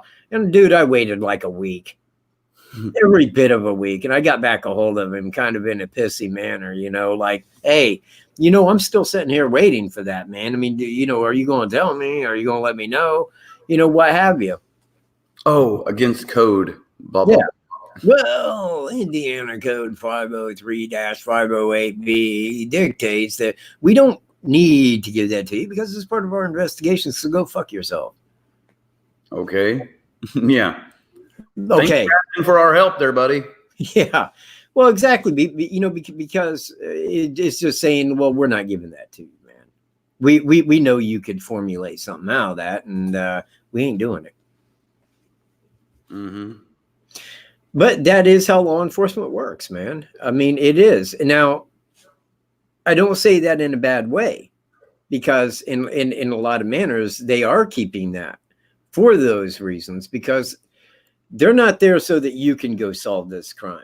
They are there so that they can solve it. And they got it all in that one book of theirs that says, we got you. And we got you. So I don't hold anything against them for not sending me that information. But at the same time, it was a piece of information that I needed to go into that timestamp. Right. You see where I'm at? And that could have been all inclusive by knowing that. Well, what time was he there? Exactly. We know the last picture was taken at one time. How far behind him was he? You see where I'm at? Was he at that bend? Was he back further than that? We don't know. Right. And it would if we knew that, we could. It does tell you a lot too. And that's the thing. It's like just the tiny things that people don't think of. You know what I mean? Like if you haven't been there, you don't necessarily think of, well, you know what? If we know what time this was taken, then we could tell how far back based on general walking time or hurried walking time, based on several people that we've watched do it, new people to the bridge, our experience the first time, taking people out there, you know, the more comfortable you get with it, the more quicker you can move across because you know what's what. And you can say, okay, now from here to here, hurrying, you'd be able to do it in this much time, you know? And it's those tiny little things that a lot of people don't put a lot of thought into, saying, well, why would you even need to know that? Well, to figure out how quick he moved across that bridge. Yeah. Why would you need to know that? Well, I'll tell you why. Because if you're formulating a timestamp, every little degree matters. And when you cut out general walking time through the whole thing, then you can say X amount of time happened during the abduction, not the walk there, but the abduction time. Yep. And then the crime time. You see where I'm at? And you could pinpoint that the crime and the abduction would have happened in this long a time. Let's take X 2 minutes of abduction time of standing. And I don't think it would have been that long. You see where I'm at? Right. From the point of abduction, getting them down the hill, following them, and then taking them over in the crime. And you could reduce that out of it and pretty much give an almost exact time of the crime being committed. Yeah. Which I would estimate to be somewhere around 220 to 225, 230. I don't know, somewhere around in there, you know what I mean, is when it would have started, I guess. Yeah. You know? Yeah. How long it took, but I would say it started somewhere within that time frame. The actual, you know, killing or whatever happened over there. The attack, I guess we should call it, you know. Well, I usually call it the crime area.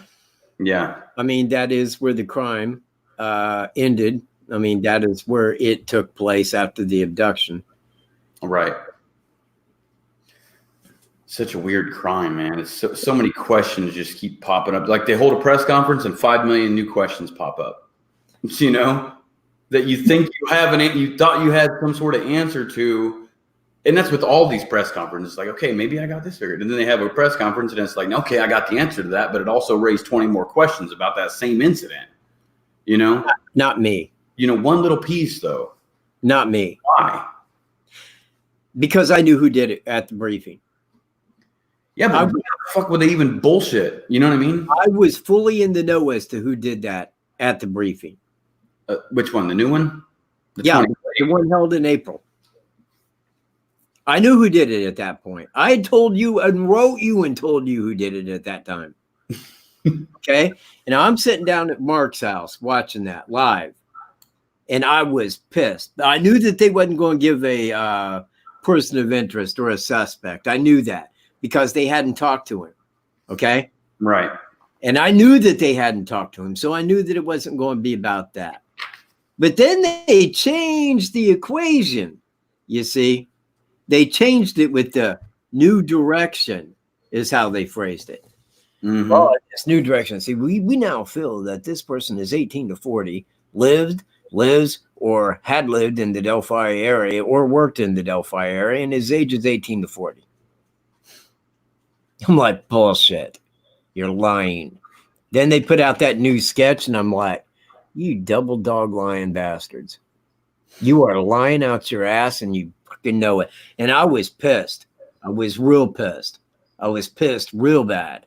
And I came down here and I made a live video talking about how pissed off I was. But upon further reflection, I'm like, snap. I got it. They ended the investigation. That's what they did. They knew who had did it.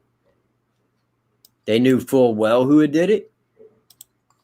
And they wasn't going to say. They wasn't going to comment. They wasn't going to tell us because they couldn't get down and talk to him. And until they can go talk to him, his name will be hush. It will be Mom in Delphi. You will not hear of it aside of me, but I'm not in Delphi. I am not there. And I can't discuss all I like until they come knocking at my door or kill me, one or the other. Yeah. Well, he won't be talking about Delphi anymore. Yeah, I'll be talking about Florida tonight. So if I go to jail, then it's Randall. It's Randall. Does Randall really carry weight anymore? You know, I realize he's an untouchable, but does he carry that much weight? Yeah, probably. Well, John does, at least. He'll be pulling the trigger. You know, it's pretty bad, dude, when I call up to the jail and I'm asking for Tobe. And John answers, and I'm like, hey, John. Hey, Greeno. Hey, Greeno. Yeah. It's like, bam, dude. I haven't seen you in a minute. Yeah. I know I've been staying away from you, dude. Yeah, I stay out of Carroll County. I hide from you, John Randall. Nah, you don't need to hide from John. You need to hide from Dennis. Yeah, Dennis. He's the dick. He is, man. He's a slave master. No, you eat your ting and honey bun and show your mouth during lockdown Mondays when you're forced to listen to, what was the name of that song? Which one? Billy Pablo's Darlene or something? John Deere Green. John Deere Green. Ah, man. That inflames my soul. I do not listen to that song. It takes me back, dude. It takes me back to lockdown Monday. Honey bun and tang. When I'm starving in a cell, wishing for death. That's so funny. God. Yeah. Those were the hard times. I remember those days. We went through them together. That's where we met. That's where we met, was during those days. Like, well, it's lockdown Monday, dude. The Randall era. Oh, man, dude. You know what? Okay, thank you. I'm going to use that. I'll put it in a video. Carroll County, the Randall era. And I won't even put error, man. I'll put error. Yeah, error. Yeah, there you go. Perfect. How was the food in jail? Hell, we know. We didn't know. A honey bun, and a little shot glass of Tangs. On holidays, we got a double shot. Tang. Enjoy your Tang. Or my commissary. One or the other. But we don't have ramen noodles. All we have is Hot Pockets. They cost more, but you'll love it. Because so say it's Dennis Randall. You're starving. Yeah, dude, I'm going to cover all that tonight at 9. Oh, what's your video on? Flora. Throw up your what? YouTube link. Oh, I don't know it. Let's see here. Hold on. He doesn't know his own YouTube link. I know mine. Well, I don't know the link. Well, I guess it's YouTube. YouTube.com/Anthony Greeno. I guess that's what. Yeah, that's it. So True Crime Investigates on YouTube. If you guys want to talk about the Florida fire tonight, I'll be going over that at 9:00 p.m. Eastern. 1 hour. And I'll show you a video that we put together a while ago about that. Involving the Randalls. I still got that video. Yeah, I do too. I'm going to play it tonight. It is in my older videos. Yeah, that was an old one. Remember that? Also, well, as is the case, I got all of my videos downloaded.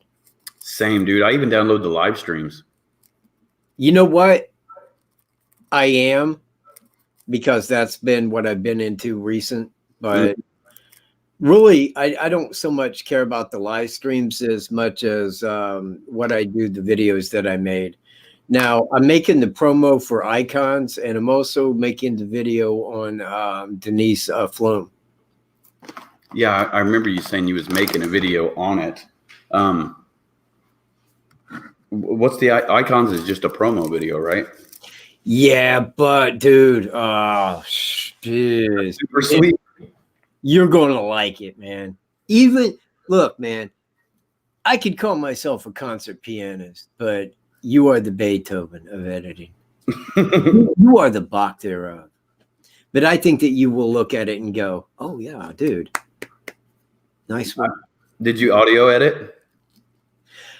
Yeah. Well, what I did was I used War Pigs. Okay. Okay. But then I put the pictures in an order, and it's the way that it's done, because I got to do the voiceover. But what I want to do is find the parts to voice over into. Okay.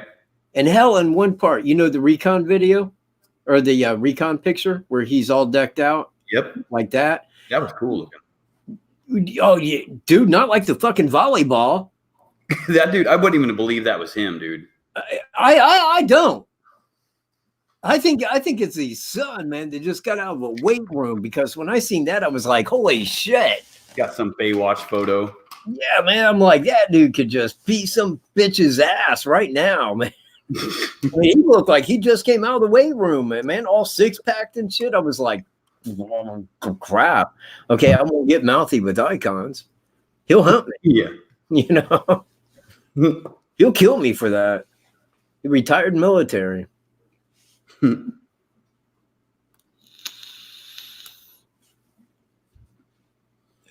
Let's see here.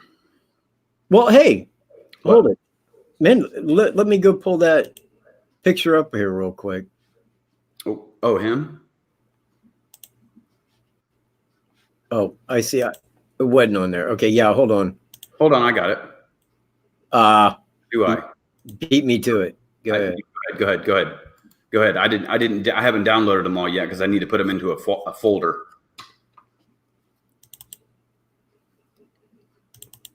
Now, provided that you all know who Icons is, this is Icons right here. Now, hold it. Wait. Hold on, you got to minimize your screen. Give me a second. Okay. Because I got all these other pictures up here. Okay, it's going to be special guest on next Tuesday, Icons. Oh, man. Okay, yeah, I ain't got the normal. Oh, shit. Hold on. See, man, now this is taking up like way too much of my time. Way too much. Now, normally I'm a busy man, but this is Icons here.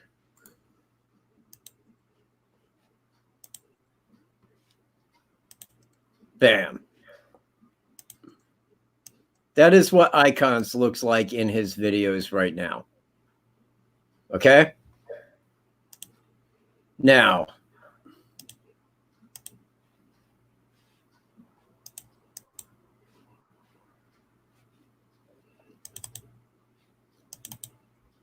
this is Icons in that picture. Like, what the hell, man? What the hell? Wait a minute, dude. Time out. Yeah, that's like, wow, that don't look like a 56-year-old man playing volleyball. It just don't. It looks like his son again, but man, he might take really good care of himself, man. I guess retired Marine, you probably do. I would hope so. Yeah, he is Alaska Blue. In fact, he is the foremost channel that I view is Icons.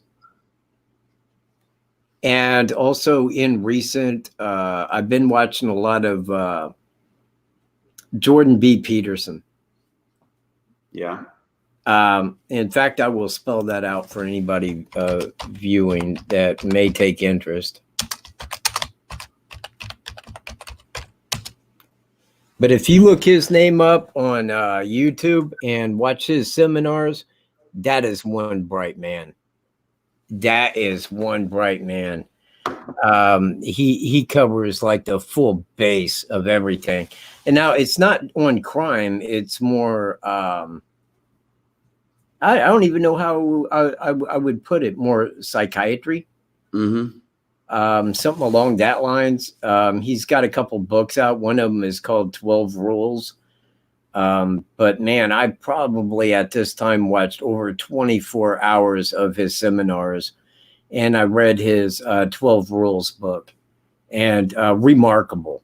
I mean, that is a guy that I would, as much as I would love to talk to him, I would hate talking to him because I think he would sit there and judge everything that I did. Like, I noticed the way that he speaks, and I mean, you would just feel like he was getting a psychiatry, like the guy was just totally in your head reading you.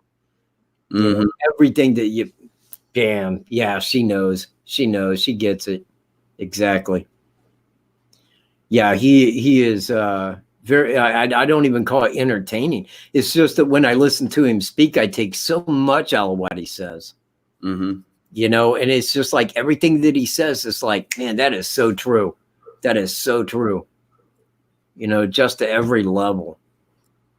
But I mean, like when he's talking, man, he's speaking to like universities, you know, in these courses, and he'll do like a week-long seminar, like an hour and a half a day.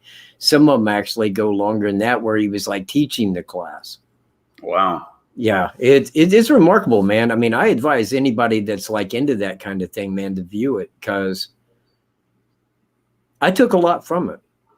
I really do. And in the same way I take from Icon's channel in a different light, same way. It's those people that speak with a lot of common sense. You hear it in what they say. Right. You know, you feel it and you know it's true. It's just like with Icons. I know that a lot of what he says is true because I've looked it up over decades gone by. You know, that's the main thing that I look into is those avenues, you know, of like freedom and such. Like I had told Icons, man, it was like most of what he talks about, I've known for a couple decades. The rest, I found out by watching him. Right. Where I'm at, because he's very well studied into that. Very well. Well, he's good at it too. He's got a lot of subscribers because they like to listen to what he says, and he's good at talking about it. You know what I mean? Okay, I am opening phone lines for me and Greeno. If you got anything you'd like to ask, right there in the chat is our phone number. Give us a call right now, and we're going to wrap this show up. But we need a caller, firstly. Without a caller, we'll just sit here all night, man. We'll just be dicks about it, man. We'll just sit here till the early morning, drinking a pop and shit. No, we don't care. Huh? We don't give a damn.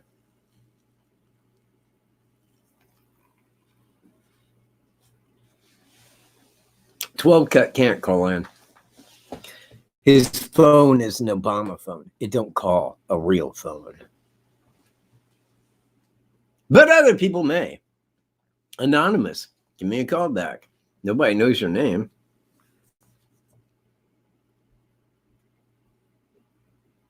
And again, I must ramble. Okay, fine. I'm just going to talk about stuff. Fuck it. Yeah. I say pop. I don't know. Some people say soda. You know what? I seen the other day that a person would call this a Coke. It's not a Coke. It's a generic Dr. Pepper. You can tell by the color of the can it's a generic Dr. Pepper. If I had told somebody to pick me up a 12-pack of Coke and they brought me back a 12-pack of Coke, I'd probably knock them silly for it. Wow, Greeno bailed. I thought he was just like putting me on the main screen, but apparently no. He left. I will remove. No, well, wait. I will remove that, and I'm already at full. So anyway, should I just wrap it up? Yeah. Well, let's see exactly. In Tennessee, everything is called Coke. That is wrong, man. That is entirely wrong. I mean, seriously, if I was going to a store and somebody said, pick me up a case of Coke, I would bring them back a case of Coca-Cola. That's why it's called Coke. It's cola. But I call it pop. Other people call it soda. It all means the same. It's carbonated, and when you pop the top, it goes. No different than beer. I never hear people call beer Coke. Never hear that shit.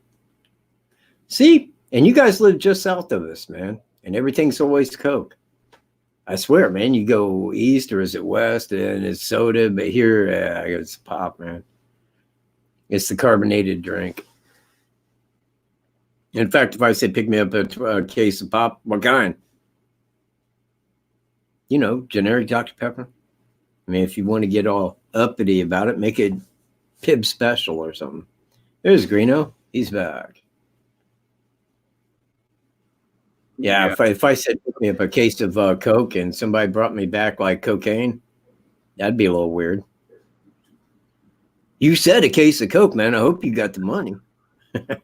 Yeah, the cops show up. Hey, man, I heard you got a case of Coke in there. Hey, whoa, dude. I was speaking specifically generic Dr. Pepper. Please be advised. You know what, dude? I was actually just watching a YouTube video of like people that prank people. And they was at some beach, and they was asking people, "Hey man, you want to buy some Coke?" And they're like, "Huh?" So someone called the cops on them, and they was sitting there, and they decided to prank the cops, and they had all these cameras in the vehicle, and the cops was like, "So what are you guys doing out here?" And they was telling them, they're like, "We're just sitting here." And the one guy in the back goes, "All right, I can't." They were selling Coca-Cola. You know what I mean? We're trying to sell Coke, officer. Well, yeah, the one guy in the back is like, "All right, I can't do it no more. Guys, we got a whole bunch of Coke in the back. We've been trying to sell it to people." And they're like, "All right, everybody out of the car, you know." And when they opened up the back, they just saw Coke cans everywhere. And they're like, "Yeah, that's a good one. Don't ever do that again." Yeah. We're not asking you. We're telling you. Yeah, don't do that again. But can I have one of these? In fact, you're lucky you ain't going to prison for this. Yeah. An officer is against the law. So no callers? No, Well, you know what? You know what? People don't even want to like give a name because somebody could call them, right? I throw mine up, man. Motherfuckers call me. I get one call, man, from Incognito Society, who is still going to be probably the week after next special guest. Holy shit. Hold the phones, Chuck. It's incognito. Hello? Yeah. You're on. No, you're not. It ain't on speakerphone. Do you want to be on? Okay, who is this? Bob. Okay. You're on, Bob. Oh, thank you. Am I in now? Hold on. Let me turn your volume up. Okay, go on, Bob. What's your question? Fuck. What? I think he said an F word. It's not illegal on my show. I mean, I do it all the time. Sure, Cunningham. Oh, it probably was, but I expected for Cunningham. But I don't know. I gave him more originality. You know, I mean, to call and say a word that I say virtually every other sentence, how fucking retarded. And then hang up. Then hang up like, I got you. Yeah, thumbs down wasn't good enough, man. 5 thumbs down wasn't good enough. I had to say the F word and hang up. And create 10 more accounts just to hit that thumbs down. It's like, what? Yeah, I should have known when he said Bob. Bob. That's what I was like. Well, I know a Robert that goes by Bob every here and again. It's Bob. Is Bob 12? No. Is Bob 12? No. 12-year-olds probably got a little bit more going on than that. Mm-hmm.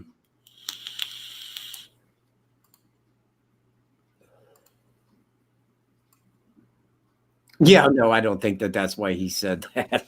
Oh, he lost connection. No, he was on the phone, man. He was the anonymous that called 2 other times. He just gathered his balls to say that. Yeah. And again, does he think that this is like a child-friendly show? It really ain't. It's got me on it. One thing I am not is child-friendly. Well, you know what I mean. I don't have kids, but I am dog-friendly. I definitely love dogs, but in a right way. Nothing nasty, you people. Don't go there. Woof, hey. Woof. Hey, come here a minute. Come here. Bear, come here. Okay. Apparently, I'm not that much of a dog lover. You don't even want to show me the subtle favor of coming here. This is deep fried banana. It's the deep fried, and I like it. I like it quite a bit. In fact, I love the profile vape entirely. I'm stuck on deep fried banana, but what I want to get is the deep fried watermelon. I think that would work. Yeah, deep fried watermelon. Sounds interesting. Well, I like the ice cream, but I don't know, man. I just noticed that And it probably wouldn't be the case with the Oreos, but I don't know. The deep fried banana and the deep fried ice cream have a similar taste, but one's a little bit more banana and the other one's a little bit more vanilla. Mm-hmm. Nothing really hardcore. Like if I hit one, I could say, yeah, that's probably the banana there, not the ice cream, but it's not that overwhelming of a difference. And I like the flavors that really bring it home, you know?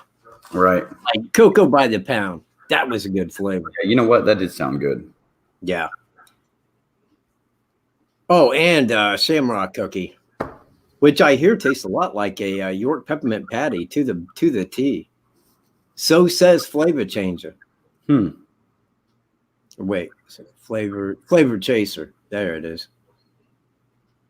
Flavor chaser. Yeah, he's millennial. He wears his hair like Greeno. Under Yeah, that. that's a nice hat you got on, man. That's a nice hat. Mm-hmm. Tell us about that hat. Well, I got it. Yeah, I know you got it. Yeah, Thomas Bruce sent this to me. Go on. Yeah. No, I actually got this hat from you. Remember that? I do. Yeah, it was like Christmas, last year?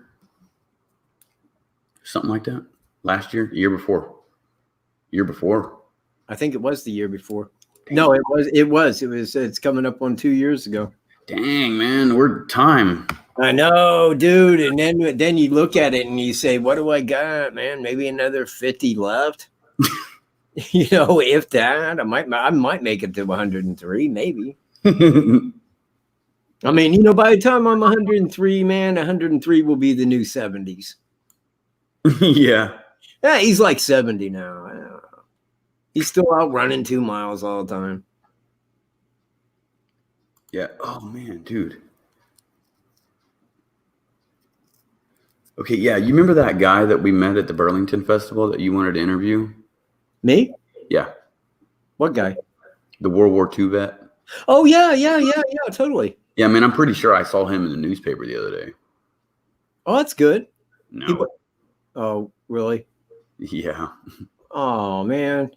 Yeah, well, see, and that's what I was saying at that time. That's why I wanted to interview him. Yeah. You know, Well, because that's the thing I thought of was like, man, you know, yeah, so much potential for him to tell his story. You know what I mean? Well, he did. Yeah, he did. I mean, he told us, but he didn't want us to interview him on camera. Right. Which is understandable. But, you know, I mean, it still would have been, I mean, it was good to hear him talk because he was talking about World War II. You know, he was talking about being on that ship in World War II. Mm-hmm. So, hang on. It's Bob. Hello. Hello. How you doing? Yeah. It's Michael. Michael. Okay, my name is Michael Stroop, Stroup. Okay. And my number's on her boyfriend's caller. Hold on a minute. Let me put you on the speaker. I want people to hear Yes, I this. did. Go More ahead. than one. Okay, go ahead. Why are you calling my boyfriend? Okay, I turned this number on approximately 20 minutes before this show started. What's going on? Well, what's going on? Tell me. How long has this been going on for? Oh, forever. I've been fucking your boyfriend since I can remember. You're on prank dial. Lie to me. You tell me the truth. I just did. Don't You speak. think I'm not fucking your boyfriend? Hey, You're don't retarded. Don't I speak. got my dick in his ass every night. By Prank Caller. Download the app today at prankcaller.io. I knew it. Bam. Okay. Prank called. Yeah. I knew it. I knew that's what that was. Prank calls. Yeah, but come on, man. If somebody's talking about her boyfriend's phone number, I want to know what's going on. Well, I'm fucking him. Hell, man, what do you think? What those do, dude, is like you can send those to people. I've done that too. You send those to people and then they have a conversation with the robot, but it records the call and sends it back to the person that pranked you. So they hear what you say to the person. You see what I'm saying? Oh, cool. Yeah, man, I hope that they play that. Yeah, play it on somebody else's channel. Yeah, I'd like to hear me say, yeah, I'm fucking the shit out of him, man. Hell, he's never had a dick like mine. Why are you lying? I'm like, I mean, why am I lying? I just admitted it, bitch. Viewer discretion is now advised. He's doing other ladies' men. He has no shame. But honestly, I can't point this out. I have never had sex with a man.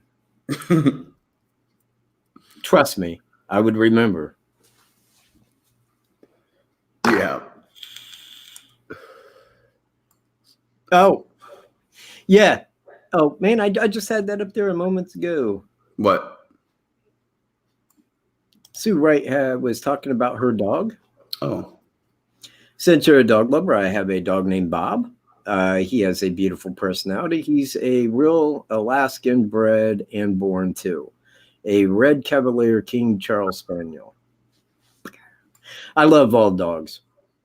Mm-hmm. And I'm not just saying that. I mean, even like those dogs that people don't like, there's a special place in my heart for. You know, I love dogs, man. And it's like every dog has its own personality. Some are really good. Some can be a little shitty. Some can be in between. But all dogs are good dogs, man. And if you got a bad dog, it's usually on the fault of the owner. Yeah. Because they knew nothing about puppy training and they thought, well, I'll buy a dog. And... Okay, it says line ringing. Invalid number. Uh-oh. I should just go directly to speaker here. Hello. Yeah. How you doing? This is Michael. Ah, geez. It's a city sound ordinance. It's another prank call. You should have just do it on fucking speaker. Yeah. It would have been a hoot. Well, hey, I'm going to have to get off here real soon because I got to get some stuff prepared for my video. All right. Can we roll it for 9 minutes? Yeah. All right. Let's go with that. We'll make it like 2.5 hours. Call it a night. Yeah. You know what? That's a good question. Which one? Did Bob just call me? Did Bob just call? Did your dog just give me a call? Because if so, I want to meet this dog. In fact, I want to have him as a special guest. Bob, how are you? He can be on with Wolf. Yeah. We'll get Wolf up here to interview him, man. So, Bob, what's going on in life? What's your make on Delphi? You know, if we get two dogs just to sit there and bark, you know, just type the subtitles.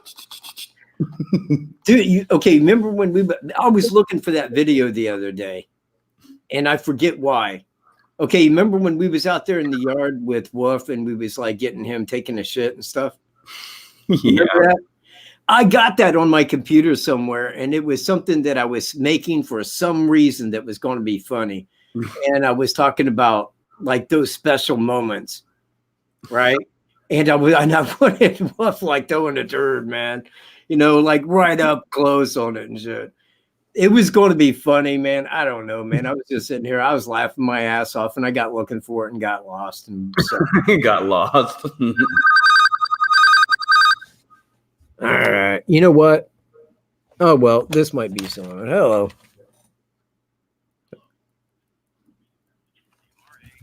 Good Lord, man. You know what? It's Cunningham. It would be cool if like one of them just fucking answered the damn phone. But I mean, when they start off with bullshit, what do you fucking do? Yeah. You know, it's like, fine. You know what? The first one, funny. Go fuck yourself thereafter. Good. Well, you want to take next one? You got 6 minutes. He ain't even gonna wake up. Bam, there he is. My little thug Wolf, the euchre champion. who will be playing in the Tournament of Champions come this January with his favorite all-time euchre player and partner, Blondie. You know I won that, didn't you?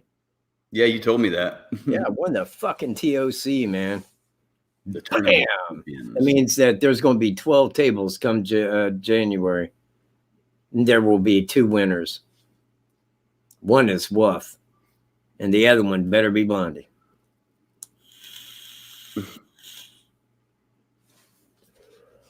Yeah, Bob is pocket dialing. Yeah. Okay, so anyways, let's fix to wrap this up. Okay. And we need to cover between now and next Tuesday at some time, like a video conference. Okay. That way we can kind of nail down how we're going to do the icon show. Okay. With him in it, you talking about? Absolutely. Well, Okay. because he sent those photos for you to edit in. Okay. And I asked him, I said, was there anything else that hang on. Oh, an invalid number. Hey, let's go to speakerphone. Hello. Hello. All right. And what you gonna do? Yeah, I got the drugs. Hold on. Yeah, I got all your drugs, man. You know who this is. Yeah, I know exactly who this is, Mike Cunningham, the little bitch. Be outside in 10 minutes. Okay. I'll be watching with a rifle. I'm leaving right now. Okay. Man, he must live right up the fucking road. Do you want the money or not? Yeah. Hang on. We'll sort it all out when I get there. You better have the drugs. Oh, I better have the drugs. Now, see, that's a little iffy. I ain't got no drugs, man. You've been pranked by Prank Caller. Oh, Download the app I today was at playing. prankcaller.io. Son of a bitch. I was hoping somebody'd show up. Looking for drugs. Yeah. Man, you got my drugs? Work with law enforcement. I got fluoxetine all over the place. Come on I over. got a case of Coke inside. Yeah. Yeah, if it's like invalid line and shit like that, it's the cunt showing his little cunt. Yeah. And I think you can kill the ringer on it too and just see the light flash. Yeah, I can, but I was going to do that after the show because I don't want people just randomly calling me. Yeah. When people call me for a good reason, though. Or say I'm going to call, oh, that adds value. Yeah. Set up some callers prior. Oh, of course. Well, I mean, like when Icons is on here, and that's why I told him, I said, you know, my viewers don't know who you are. I mean, there's a couple on here that do, but for the most part, they don't. So you're totally speaking to fresh minds, Mm-hmm. you know? But I mean, he was down with that. He said, yeah, he goes, oh, I'm going to keep it like really simple. Just like, you know, I'm talking to somebody for the first time because I wanted to ask him about books. Right. You got the book that I sent to you, right? Yep.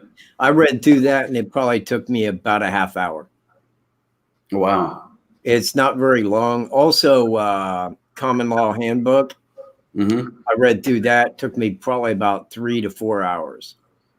But that's another good one, man. Also, the Trustee Handbook, also for sheriffs and clerks, is another one. The Clerk's Practice is another one. Those are books that I wouldn't really start on that. You know, I mean, I wouldn't start reading those, you know, but I would. Honestly, if you're just starting into that venture, man, I would probably read the Redemption Manual. In fact, I'll probably throw the Redemption Manual link right down in the description after the video is over. Mm-hmm. Okay. Well, that's Icons, ladies and gentlemen, right there. Right there. Now, he's speaking about the one to the left. The one to the right is a man that's hang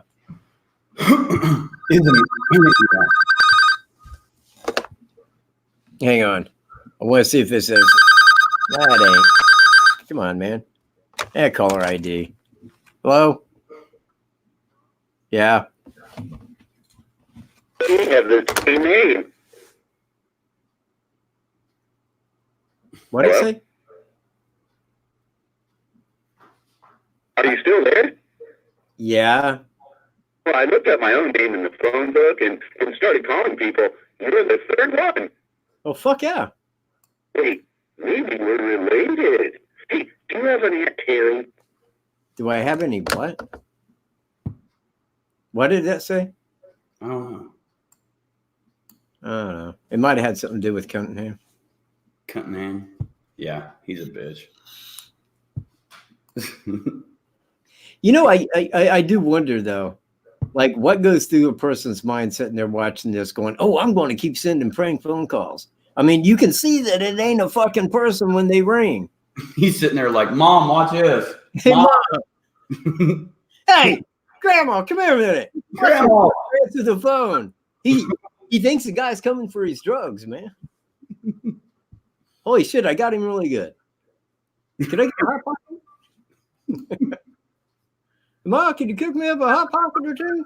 I'm a little busy currently. Grandma, the meatloaf. All right. Cunningham. All right, man. It's 8:30, man. I'm out of here. All right, everybody. I will be on here this coming Tuesday at 6 o'clock. That will be 1 week from today on the 12th at 6 p.m. Eastern time. Join me then when Icons will be my special guest. And Greeno has agreed, at least in contractual form, that he will directorial edit that program. Editing next Tuesday.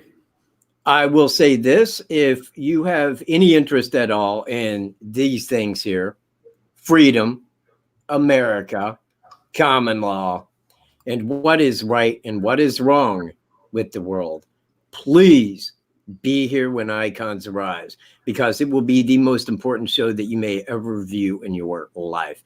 Because what he has to say, he hands out with the common sense that is bar none.